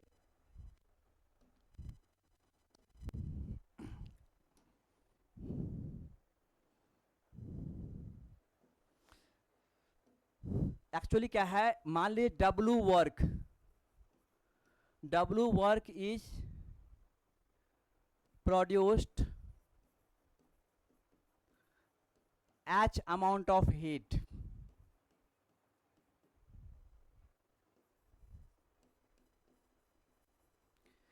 अगर मान लीजिए कोई आप काम करते हो, ज़्यादा काम करोगे तो ज़्यादा हीट प्रोड्यूस करेगा, कम काम करोगे तो कम हीट प्रोड्यूस करेगा। अगर कोई इंजन ही लेते हैं, जैसे हम क्या है कार या कोई भी व्हीकल है या कोई भी मोटरसाइकिल है, बाइक है, अगर हम उसको क्या है चलाते हैं तो ऑफकोर्स जितना ज़्यादा चलाएंगे उतना ज़्यादा हीट प्रोड्यूस करेगा, जितना कम चलाएंगे उतना कम हीट प्रोड्यूस करेगा। It means what, work done is directly proportional to the production of heat. तो work done is directly proportional to the production of heat. जितना ज़्यादा हम इंजन से काम कराएंगे उतना ज़्यादा हीट प्रोड्यूस होगा, ये फिक्स है। जितना ज़्यादा हम, तो ये भी कॉन्सेप्ट ऐसे भी एग्जाम में क्वेश्चन पूछ देता है, मैं इसलिए ये कॉन्सेप्ट आपको बताया हूँ। ये कॉन्सेप्ट बताने का जो है मेन रीजन यही है। तो अच्छा, वह एनर्जी का मैं बता ही दिया था कि एनर्जी जो है क्या है, capacity of doing work. Energy क्या है, कैपेसिटी ऑफ डूइंग वर्क। और आप जानते हो heat is also the energy, heat क्या है, एक टाइप का एनर्जी ही है। तो ये कॉन्सेप्ट आपको समझना चाहिए कि अगर कोई भी इंजन अगर कोई काम करता है तो उसमें क्या होगा, हीट प्रोडक्शन होगा, हीट प्रोड्यूस होगा। टेम्परेचर मैं बता दिया हूँ। अब हम बात करते हैं स्केल ऑफ टेम्परेचर। टेम्परेचर को कभी कभी हम क्या है डिग्री फ़ारेनहाइट या डिग्री सेल्सियस या केल्विन में हम मेजर करते हैं। नॉर्मली जो है हम लोग क्या यूज करते हैं, टेम्परेचर का ऐसा यूनिट केल्विन होता है। लेकिन हम लोग जैसे ह्यूमन जो क्लिनिकल थर्मामीटर है, क्लिनिकल थर्मोमीटर जो है एक्चुअली उसमें क्या फ़ारेनहाइट से मेजर करते हैं।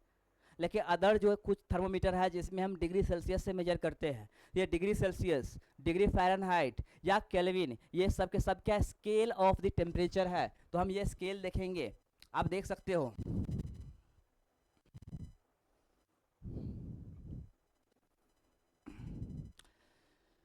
तो पहला है Celsius scale of temperature freezing point. अच्छा, इसको किस पे लिया है, वाटर के फ्रीजिंग पॉइंट। आप जानते हो वाटर का जो फ्रीजिंग पॉइंट है वो 0 डिग्री सेल्सियस है, और वाटर का बॉइलिंग पॉइंट क्या है, 100 डिग्री सेल्सियस है। एक्चुअली जो सेल्सियस स्केल है वो वाटर के फ्रीजिंग पॉइंट उसका मिनिमम पॉइंट होगा, उसका मिनिमम लिमिट होगा, और इसका जो बॉइलिंग पॉइंट है इसका मैक्सिमम लिमिट होगा। इट मीन्स व्हाट कि एक्चुअली जो है इसका मिनिमम जो है यहाँ पे 0 डिग्री सेल्सियस, और एक्चुअली यहाँ पे 100 डिग्री सेल्सियस जो है वो टेम्परेचर होगा। ये क्या है, आपका सेल्सियस स्केल है। अच्छा, दोनों के बीच में डिफरेंस कितने का है, 100 का है। फ़ारेनहाइट स्केल जो होता है, आप जानते हो जो वाटर का फ्रीजिंग पॉइंट क्या है, 32 डिग्री फ़ारेनहाइट है, एंड वाटर का बॉइलिंग पॉइंट कितना है, 212 डिग्री फ़ारेनहाइट है। इसका मतलब हम बात करेंगे कि ये जो है इसका मिनिमम, इसका जो मिनिमम लिमिट है वो 32 डिग्री फ़ारेनहाइट होगा। इसका जो मैक्सिमम लिमिट होगा वो क्या कितना हो जाएगा, 212 डिग्री फ़ारेनहाइट होगा। अब बात करते हैं केल्विन। एक्चुअली वाटर का जो बॉइलिंग पॉइंट केल्विन में जो है वो 273 डिग्री केल्विन है, और बॉइलिंग पॉइंट ऑफ वाटर जो है, फ्रीजिंग पॉइंट कितना है, 273 डिग्री। बॉइलिंग पॉइंट कितना है, एक्चुअली 373 डिग्री। अच्छा, एक कॉन्सेप्ट मैं और बता देता हूँ आपको कि बॉइलिंग पॉइंट और फ्रीजिंग पॉइंट क्या होता है। The temperature at which water is converted into solid state और आइस। वो टेम्परेचर जिस पे वाटर जो है वो आइस में कन्वर्ट होता है उसको हम बोलते हैं freezing point. And the temperature at which water is converted into the vapour form. Water जो है वेपर में कन्वर्ट होता है जिस टेम्परेचर को से हम बोलते हैं बॉइलिंग पॉइंट। ये याद रखना आप। तो बॉइलिंग पॉइंट और फ्रीजिंग पॉइंट आपको समझ में आया। अब हम बात करते हैं, दो और स्केल है जिसको हम लोग बहुत ही कम यूज करते हैं। एक है र्यूमर स्केल। र्यूमर स्केल का उतना हम लोग यूज नहीं करते हैं, लेकिन ठीक है, र्यूमर स्केल का जो है मिनिमम जो उसका लिमिट है वो 0 डिग्री र्यूमर है, और मैक्सिमम जो है 80 डिग्री र्यूमर है। नेक्स्ट है रैंकिन स्केल, रैंकाइन स्केल जो है इसका मिनिमम पॉइंट जो है वो एक्चुअली 0 ही है और मैक्सिमम आप देख सकते हो इसका क्या है 492 है। कितना है 492 डिग्री रैंकिन है। इतना क्लियर, इतना समझ में आ गया? कुछ डाउट तो नहीं है ना?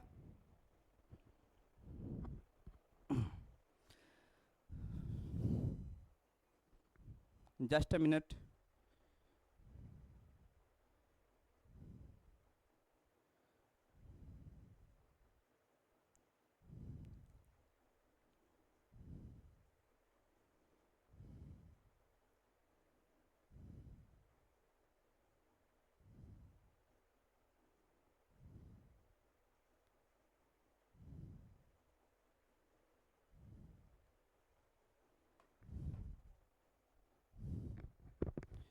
ओके, तो ये हो गया। चलो इसमें एक चीज़ नहीं दिया है जो मैं आपको बता देता हूँ, क्योंकि कभी कभी हमसे क्वेश्चन पूछता है। एग्जाम्पल के लिए मान लो कि हमें मालूम है कि ये ह्यूमन बॉडी का जो टेम्परेचर है, हमारा जो ह्यूमन बॉडी का टेम्परेचर है वो बेसिकली कितना है, ह्यूमन बॉडी का टेम्परेचर जो है वो कितना होता है, तो 97 या 98 तक होता है, चलता है, इसका मीन ले सकते हैं।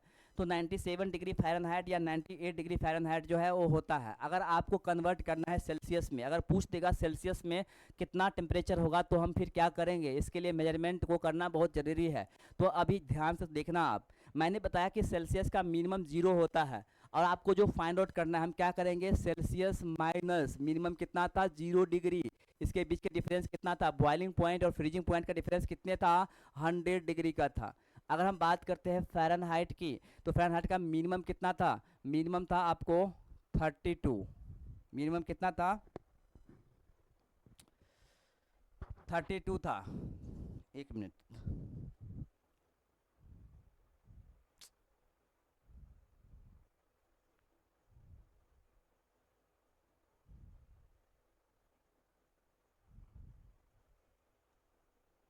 इसमें नहीं दिया है, एनीवे मुझे लगा कि दिया होगा, कोई बात नहीं।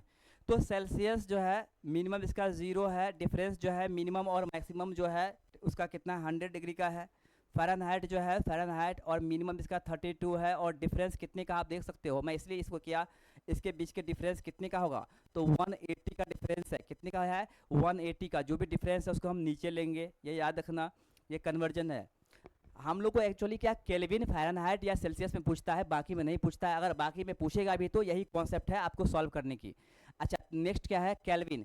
केल्विन का मिनिमम आप देख सकते हो तो कितना है 273 डिग्री, 273 डिग्री केल्विन है और मैक्सिमम 373 डिग्री केल्विन है। मतलब हम क्या बोलेंगे कि केल्विन माइनस 273 अपॉन दोनों के बीच में डिफरेंस कितने का है 100 का है, हम 100 ले लेंगे।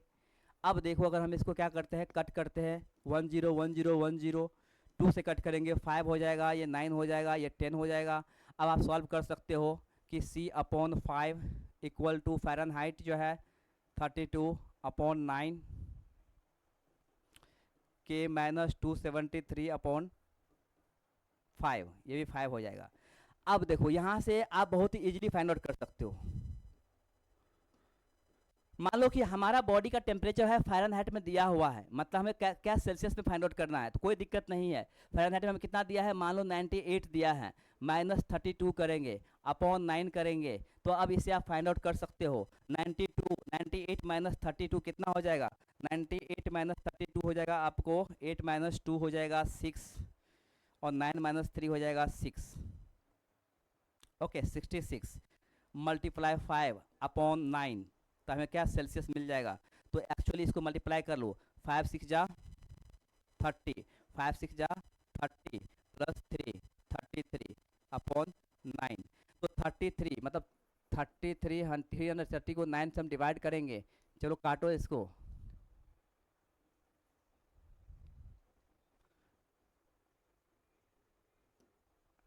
Okay okay sorry sorry sorry गड़बड़ हो गया, एक मिनट इरेज हो गया।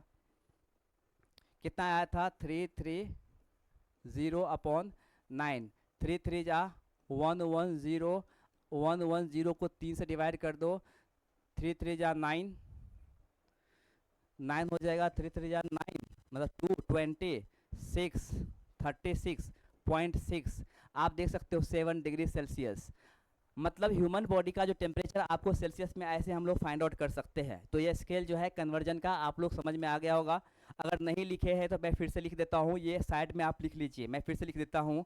C/0.5 equal to Fahrenheit -32/9 equal to Kelvin -273/5। ये लिख लेना, ये एक्चुअली नोट्स में नहीं है इसलिए मैं बोल रहा हूँ इसको आप साइड में कहीं पे लिख लो।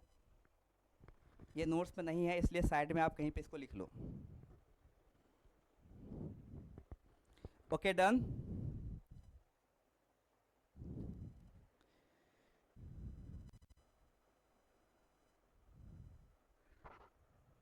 Okay, clear. हेलो,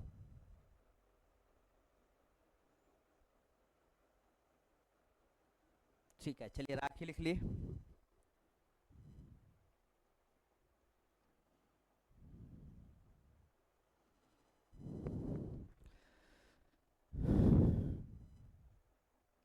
जो नहीं लिखे हो स्क्रीनशॉट ले लो इसका। चलिए, done.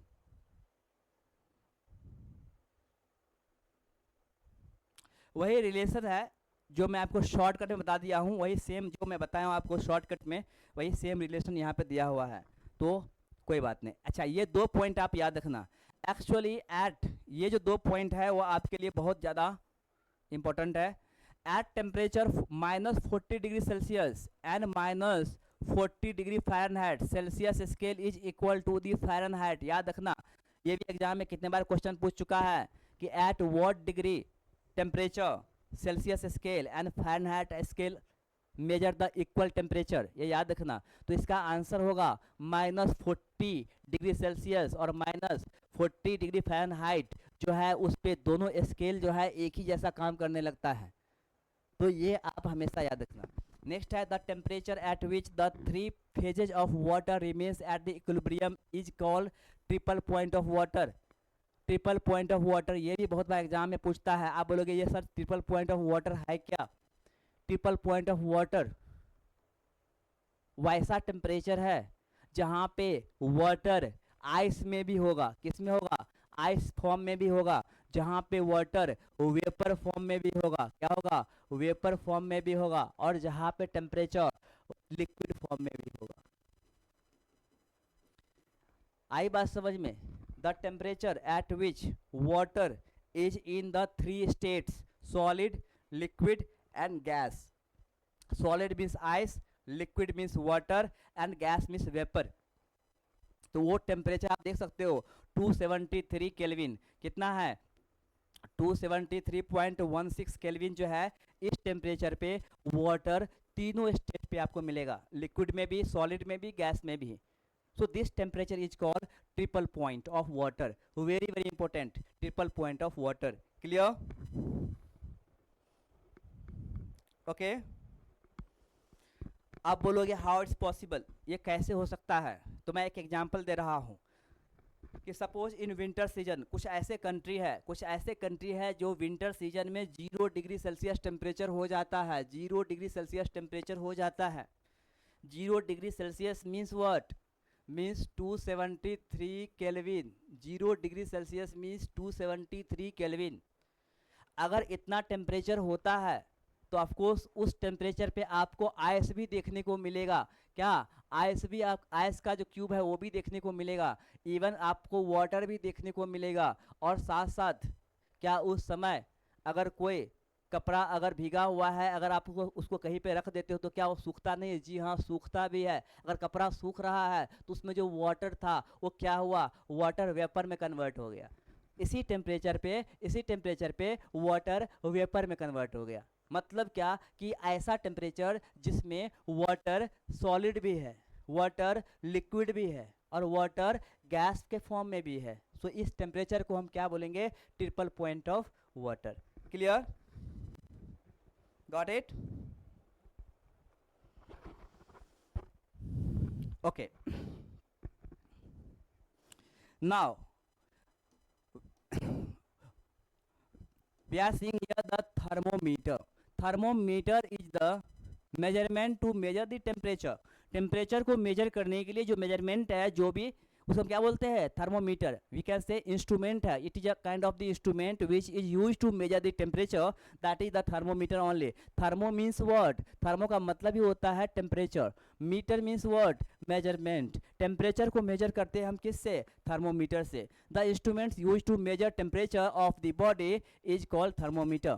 Thermometers are of following three types, तीन टाइप्स के थर्मोमीटर होता है। One is called the clinical thermometer. Clinical thermometer is used by the doctors. Doctors जो है इस थर्मोमीटर को यूज करते हैं। इवन हम लोग भी अपने घरों में ये थर्मोमीटर घर में रखते हैं। तो is use to measure human body temperatures and ranges from 96 degree Fahrenheit to 110 degree Fahrenheit. आप देख सकते हो सेल्सियस में 35 degree Celsius to 43 degree Celsius. अगर हमारा बॉडी 96 डिग्री सेल्सियस से 96 डिग्री सेल्सियस से अगर हमारा बॉडी का टेम्परेचर कम हो जाएगा, it means what, that is not good for our health. वो हमारे हेल्थ के लिए अच्छी बात नहीं है। टेम्परेचर मिनिमम कितना होना चाहिए, 96 होना चाहिए। मैक्सिमम कितना होना चाहिए, 98 होना चाहिए। 98 डिग्री फ़ारेनहाइट मैक्सिमम होना चाहिए हमारे बॉडी का टेम्परेचर। और अगर 96 डिग्री फ़ारेनहाइट और 98 के बीच में अगर हमारे बॉडी का टेम्परेचर है, दैट इज गुड, कोई दिक्कत नहीं है, कोई प्रॉब्लम नहीं है। अगर हम नॉर्मल बैठे हैं, टेम्परेचर डाउन होगा। अगर हम ज़्यादा वर्क करेंगे, वर्कआउट करेंगे, कुछ काम करेंगे, टेम्परेचर 98 के आसपास पहुंच जाता है। जैसा बताया आपको कि अगर वर्क डन करोगे, काम करोगे, तो ऑफकोर्स हमारे बॉडी के अंदर हीट प्रोड्यूस होगा, और हीट प्रोड्यूस होगा तो टेम्परेचर इंक्रीज होगा, बढ़ेगा। लेकिन अगर इससे ज़्यादा अगर हमारे टेम्परेचर बढ़ता है, दैट मीन्स हमारा जो हेल्थ है वो सही नहीं है, वी आर सिक, हम क्या बीमार हैं। Electronic thermometer, basic components of an electronic thermometer are thermistors. तो इसको क्या बोलते हैं, थर्मिस्टर्स बोलते हैं, थर्मो रेसिस्टर्स बोलते हैं, थर्मो रेसिस्टर्स या थर्मिस्टर्स। बेसिकली आप देखते हो कि कोई भी इलेक्ट्रॉनिक डिवाइसेस को अगर आप यूज करते हो तो वो डिवाइसेस गर्म होता है। सिंपल सी कॉन्सेप्ट है कि एक्चुअली हीट प्रोड्यूस होगा ड्यू टू वर्क। अगर वो काम कर रहा है तो हीट प्रोड्यूस होगा, और अगर हीट प्रोड्यूस होता है तो उसको थर्मिस्टर से या थर्मो रेसिस्टर से मेजर करते हैं कि कितना हीट प्रोड्यूस होता है, और उसको फिर क्या करते हैं, कूलेंट यूज करते हैं। कूलेंट मतलब क्या, उसको ठंडा करने के लिए कुछ ना कुछ तो यूज करते हैं, लाइक जनरेटर। अगर हम जनरेटर यूज करते हैं तो जनरेटर को कूल डाउन करने के लिए हम क्या करते हैं, एक जगह पे वाटर बॉडी लगाते हैं या समथिंग कुछ एक्स्ट्रा करते हैं, सो दैट जो इंजन है वो कूल रहे। उसको हम क्या बोलेंगे, थर्मिस्टर्स और थर्मो रेसिस्टर्स। इसका रेंज होता है -40 डिग्री फ़ारेनहाइट से लेकर के 450 डिग्री फ़ारेनहाइट तक। नेक्स्ट है other thermometer, this include constant volume gas thermometer, platinum resistant thermometer. ऐसे बहुत सारे थर्मोमीटर होता है। जो गैस थर्मोमीटर है वो एक्चुअली बहुत ज़्यादा टेम्परेचर को मेजर करता है, अराउंड 2200 डिग्री सेल्सियस तक जो है इसका मेजरमेंट होता है। तो आई होप ये समझ में आ गया होगा। आप ज़्यादा देखो थर्मोमीटर जो है मरकरी जो यूज करते हैं वो -30 से 300 डिग्री सेल्सियस होता है। थर्मोमीटर वॉज डेवलप्ड, ये क्वेश्चन भी आ सकता है कि थर्मोमीटर सबसे पहले किसने बनाया था, गैलीलियो ने बनाया था। So Galileo was the inventor of the thermometer. तो गैलीलियो जो है वो जो है थर्मोमीटर का इन्वेंटर थे, वो डेवलपर थे, वो डेवलप किया था, वो इन्वेंट किया था Galileo. Okay done, clear, okay good.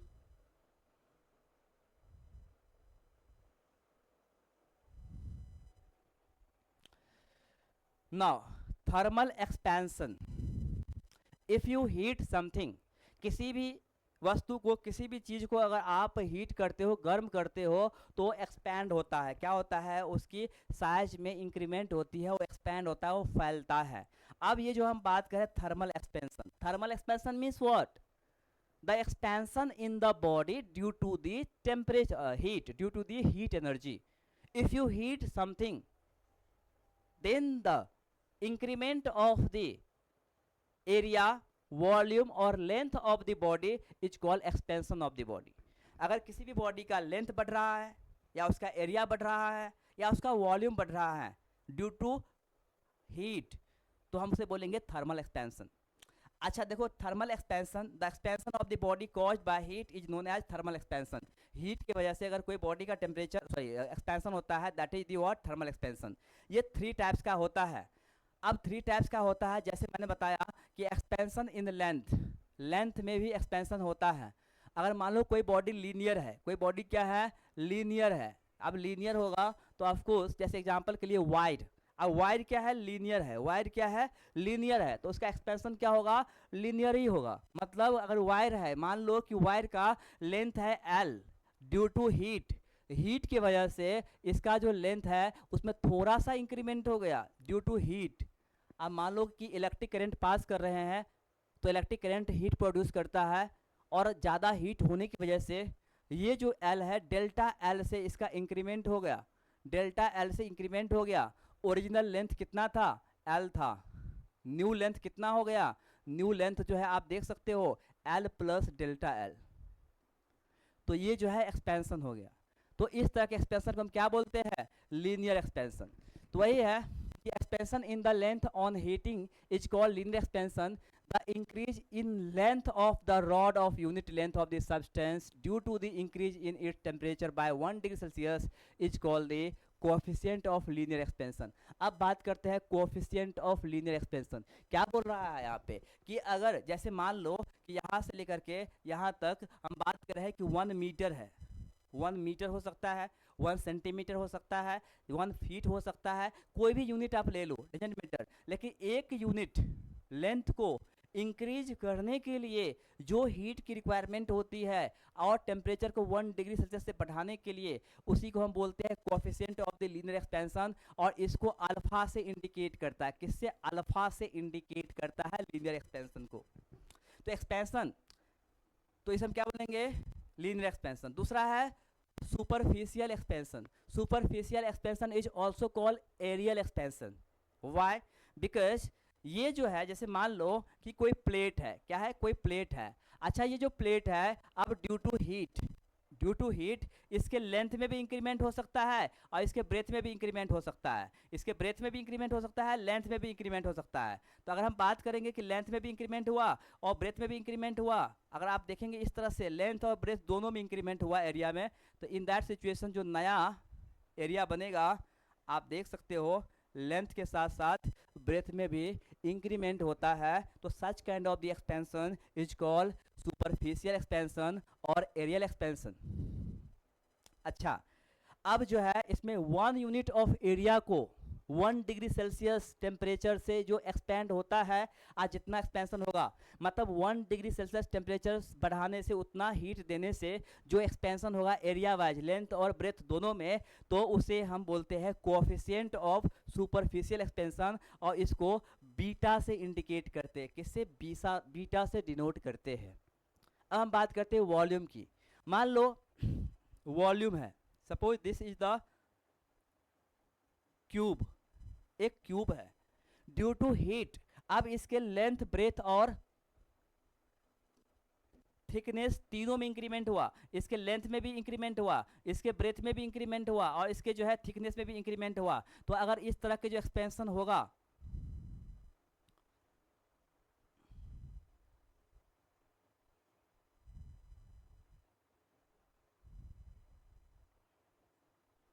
आप देख सकते हैं कि इसमें जो है कि लेंथ ब्रेथ और हाइट तीनों में इंक्रीमेंट हुआ है। तो 1 डिग्री सेल्सियस टेम्परेचर बढ़ाने से जो इसमें लेंथ, ब्रेथ और हाइट में जो एक्सपेंशन होगा, so that is called the what, coefficient of the cubical expansion और वॉल्यूम एक्सपेंशन। इसको डिनोट करते हैं गामा से, अल्फा बीटा गामा। इतना क्लियर, गॉट इट। चलिए इतना तो आप लोग समझ गए। अब तीनों में रिलेशन क्या है, अब जो है तीनों कोएफिशिएंट में क्या रिलेशन है। अब सिंपल सी कॉन्सेप्ट है भैया। आप देखो कि नॉर्मली अल्फा जो है, अल्फा सिर्फ लेंथ में इंक्रीमेंट हो रहा है, एक ही तरफ बढ़ रहा है। बीटा में क्या हो रहा है कि लेंथ और ब्रेथ दोनों में इंक्रीमेंट हो रहा है, दो तरफ बढ़ रहा है। गामा में क्या है कि लेंथ में भी, ब्रेथ में भी और हाइट में भी इंक्रीमेंट हो रहा है, तीन तरफ इंक्रीमेंट हो रहा है। तो इसका अल्फा बीटा और गामा का जो कोफिशिएंट होगा वो 1, इसका जो रेशियो है 1:2:3। Clear? Okay.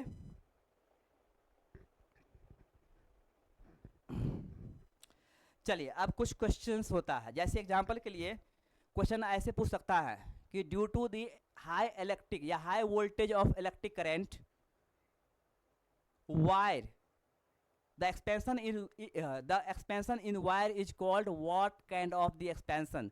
Linear expansion, aerial expansion or superficial expansion, cubical expansion, none of these। तो आंसर क्या होगा? Linear expansion. सेकेंड क्वेश्चन आ सकता है कि ड्यू टू डी इंक्रीमेंट, जो हमारा जो है पैन होता है, पैन या तवा होता है जिसपे हम लोग रोटी सेकते हैं, तवा होता है, एक्चुअली उसका जो एक्सपेंशन होता है वो कैसा एक्सपेंशन होता है? वो सुपरफिशियल एक्सपेंशन होगा। अगर पूछ देंगे कि एक्चुअली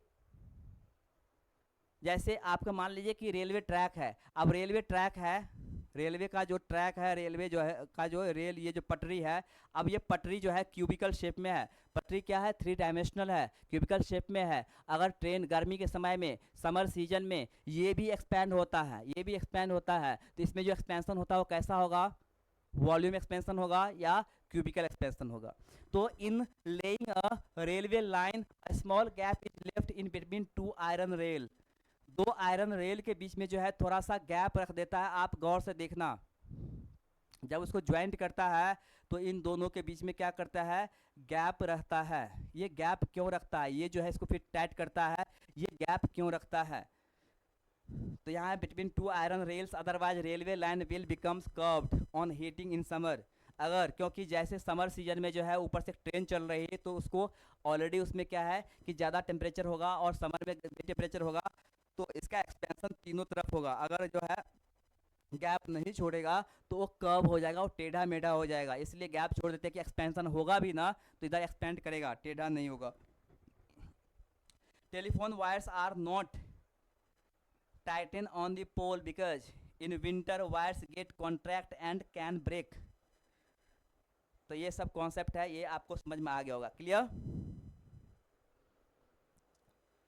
ओके, डन। ये रेलवे लाइन वाला ना बहुत बार एग्जाम में क्वेश्चन पूछता है।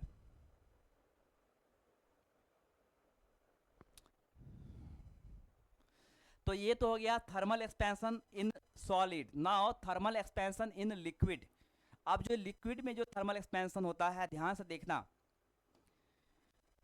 मान लीजिए कि एक कढ़ाई या एक पैन है जिसमें आप वाटर को या मिल्क को आप गर्म कर रहे हो। मिल्क और वाटर क्या है? लिक्विड है। तो आप क्या देखते हो कि कुछ देर के लिए आपको ऐसा लगता है कि उसका जो लेवल है वाटर का या मिल्क का वो कम हो गया है, डाउन हो गया है। क्यों? क्योंकि पहले जो आपका पैन है, पहले जो आपका कढ़ाई है, वो कढ़ाई का जो है वो एक्सपेंशन होता है, सॉलिड का एक्सपेंशन होता है, और इसके बाद फिर जो हीट ट्रांसफ़र होता है सॉलिड टू लिक्विड, तब आपके मिल्क या वाटर का एक्सपेंशन शुरू होता है। तो आप कुछ देर के लिए देखेंगे जैसे ही उसको आप गर्म करते हो, कुछ देर के लिए आपको डाउन दिखता है और फिर जो है बहुत ही ज़्यादा जो है इन्फ्लेटेड दिखेगा, वो फैल जाता है। क्योंकि बाद में जो है पहले क्या सॉलिड का एक्सपेंशन होता है और बाद में फिर लिक्विड का एक्सपेंशन होता है। तो अगर हम बात करते हैं कि लिक्विड, तो लिक्विड जो है उसमें लीनियर, लिक्विड जो है लीनियर में नहीं रहता है, because liquid has no shape. Liquid का कोई शेप नहीं होता। लिक्विड को जिस कंटेनर में आप रखोगे उसका वो वही शेप हो जाएगा। तो अगर कुकर में रखो या पैन में रखो या फ्राई पैन में रखो या किसी भी बर्तन में आप रखते हो, अगर उसको गर्म करते हो, इट मीन्स व्हाट, वो उसी का शेप लेगा, मतलब वो क्यूबिकल शेप होगा। क्या होगा? क्यूबिकल शेप होगा, वॉल्यूम का शेप होगा। तो ये बता रहा है कि in liquid only expansion in volume, volume expansion होगा, मीन्स उसके हाइट, ब्रेथ एंड डेप्थ, और हाइट, ब्रेथ, डेप्थ और हाइट जो भी बोलो, लेंथ, ये सब में क्या एक्सपेंशन होगा? तीनों में एक्सपेंशन होगा। So place on heating, expansion of liquid in 2 types, 2 types का होता है। एक होता है अपरेंट एक्सपेंशन। अपरेंट एक्सपेंशन का मतलब होता है कि अगर जिस बर्तन में आप उसको गर्म कर रहे हो उस बर्तन के एक्सपेंशन को अगर आप कंसीडर नहीं करते हो, then the expansion in liquid is called apparent expansion. मैं फिर से रिपीट कर रहा हूँ। If we do not consider the expansion of the container in which the liquid is kept, then the expansion is liquid, expansion in liquid is called apparent expansion. तो वही है, when expansion of the container containing liquid on heating is not taken into account, then observed expansion is called apparent expansion. When expansion of the container containing liquid on heating is also taken into account, अगर हम उस container को भी साथ साथ liquid को दोनों को अगर हम क्या करते हैं, कंसीडर करते हैं, तब जो एक्सपेंशन होगा that is called real expansion. इतना क्लियर? ये समझ गए?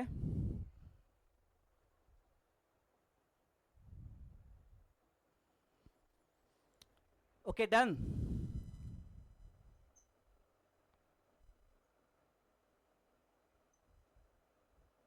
Hello.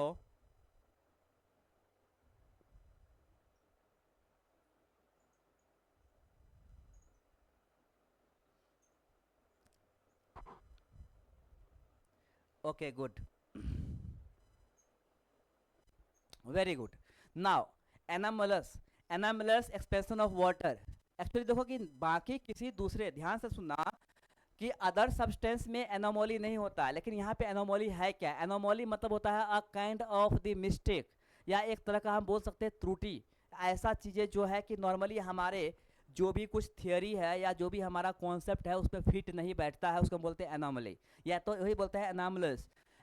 Anomalous expansion of water, ये होता क्या है जरा सोचना. अब देखो नॉर्मली क्या होता है कि कोई भी चीज़ को अगर आप हीट करते हो, कोई भी चीज़ को आप गर्म करते हो, हीट करते हो, उसमें एक्सपेंशन होता है. लेकिन वाटर में ऐसा कभी कभी नहीं होता. जैसे उदाहरण के लिए, एग्जांपल के लिए, 0 डिग्री सेल्सियस पे अगर वाटर है, उसको अगर 4 डिग्री सेल्सियस तक अगर वाटर को गर्म करते हो, 0 डिग्री सेल्सियस वाटर से लेकर के 4 डिग्री सेल्सियस तक अगर वाटर को गर्म करते हो, तो वाटर का एक्सपेंशन कम होता है, मतलब वो कॉन्ट्रैक्ट होता है. इसलिए आप फिर 4 डिग्री के ऊपर जहां भी आप जाओगे 100 डिग्री सेल्सियस तक, इसका एक्सपेंशन होता है. क्या होता है? एक्सपेंशन होता है, वाटर का एक्सपेंशन होगा. लेकिन 0 से लेकर के 4 तक कॉन्ट्रैक्शन होता है. क्या होता है?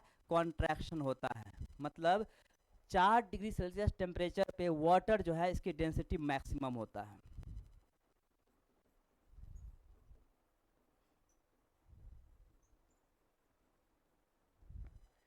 तो अगर 0 डिग्री सेल्सियस पे जो वाटर है उसको हम गर्म करते हैं, तो गर्म करने से नॉर्मल कॉन्सेप्ट क्या है कि कोई भी सब्सटेंस को अगर आप हीटिंग करते हो, अगर उसको आप गर्म करते हो, तो उसमें एक्सपेंशन होना चाहिए.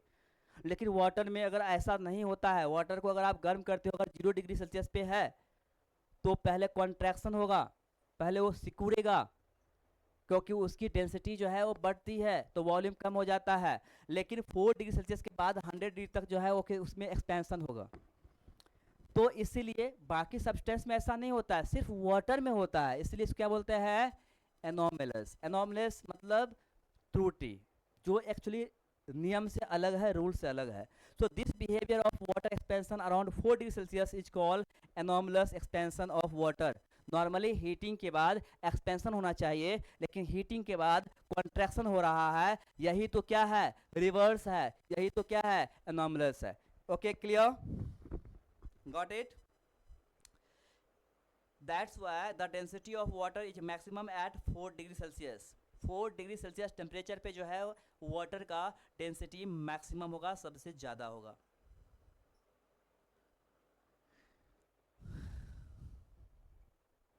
ओके, तो ये भी समझ में आ गया.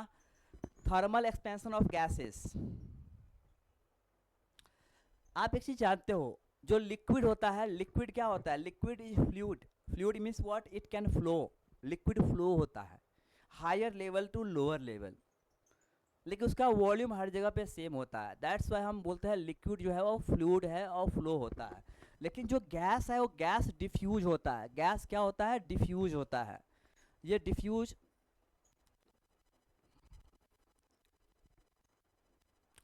diffuse means what? The molecules of the substance can move in all direction.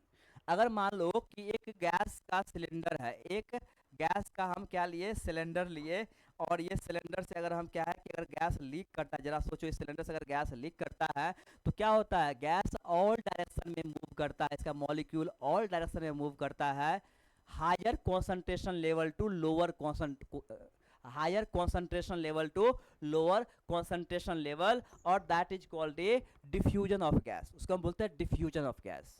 लेकिन वाटर ऐसा नहीं है, वाटर जो है ऑल डायरेक्शन में मूव नहीं करेगा। अगर मान लीजिए कोई सरफेस है और ये सरफेस कुछ ऐसा है, अगर वाटर यहाँ पे गिरता है तो हायर लेवल से लोअर लेवल की तरफ वाटर जाता है, मतलब only in one direction, higher level to lower level, that's why actually diffusion का फर्क है। यहाँ हम बात करें गैस की, there are two types of coefficient of the expansion in gases. At constant pressure the change in the volume per unit volume per degree Celsius is called volume coefficient. अब यहाँ पे क्या बोल रहा है, eight constant pressure the change in volume per unit volume per degree Celsius. अब जरा सोचो, प्रेशर सेम है, प्रेशर में किसी भी तरह का चेंजिंग नहीं है, प्रेशर कांस्टेंट है। अगर आप गैस को में क्या है कि जैसे मान लो हम एक काम करते हैं, हम क्या है एक एयर ही ले लेते हैं, आप एयर को आप गर्म करते हो 1 डिग्री सेल्सियस टेम्परेचर बढ़ाने से, तो जो उसमें एक्सपेंशन होगा, क्योंकि प्रेशर कम है, प्रेशर सेम है, कांस्टेंट है, उस एक्सपेंशन को हम बोलते हैं कोफिशिएंट, वॉल्यूम कोफिशिएंट। और अगर एट कांस्टेंट वॉल्यूम, अगर कांस्टेंट वॉल्यूम पे the change in the pressure per unit pressure degree Celsius is called the pressure coefficient. चलिए मैं एक एग्जांपल बता रहा हूँ। अब मान लीजिए कुकर है, कुकर आपने क्या किया कि कुकर लिया, चलिए ये क्या है, कुकर है।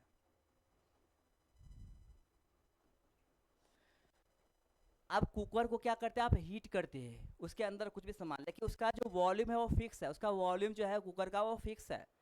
Now you heat the cooker, cooker को आप जब गर्म करते हो तो यहाँ पे क्या बोलते हैं, वॉल्यूम जो है कांस्टेंट है, वॉल्यूम में कोई भी चेंजिंग नहीं होने वाला है।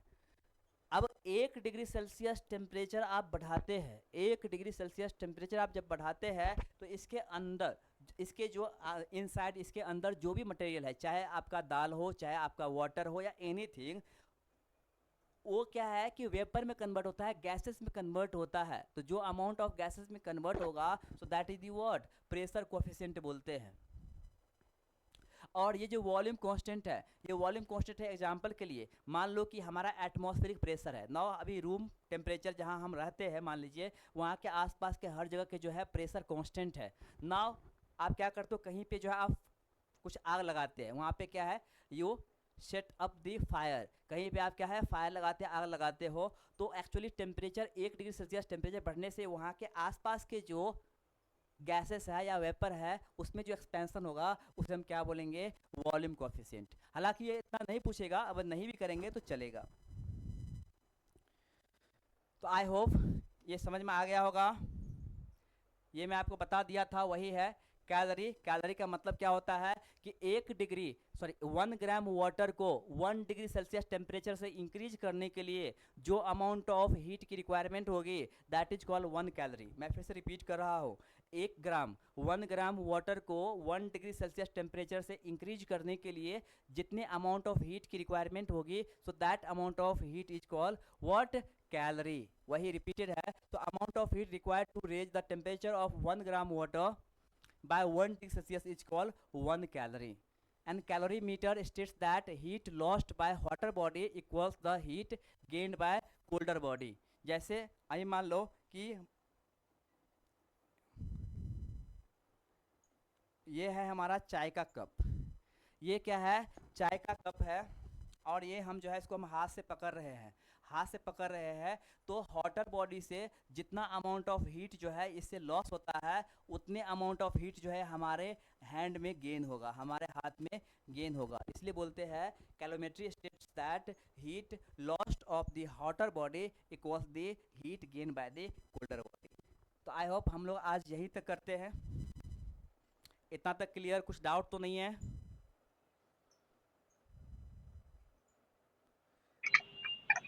No sir. ओके, चलिए हम लोग नेक्स्ट टाइम देखेंगे। Thank you very much. Most welcome.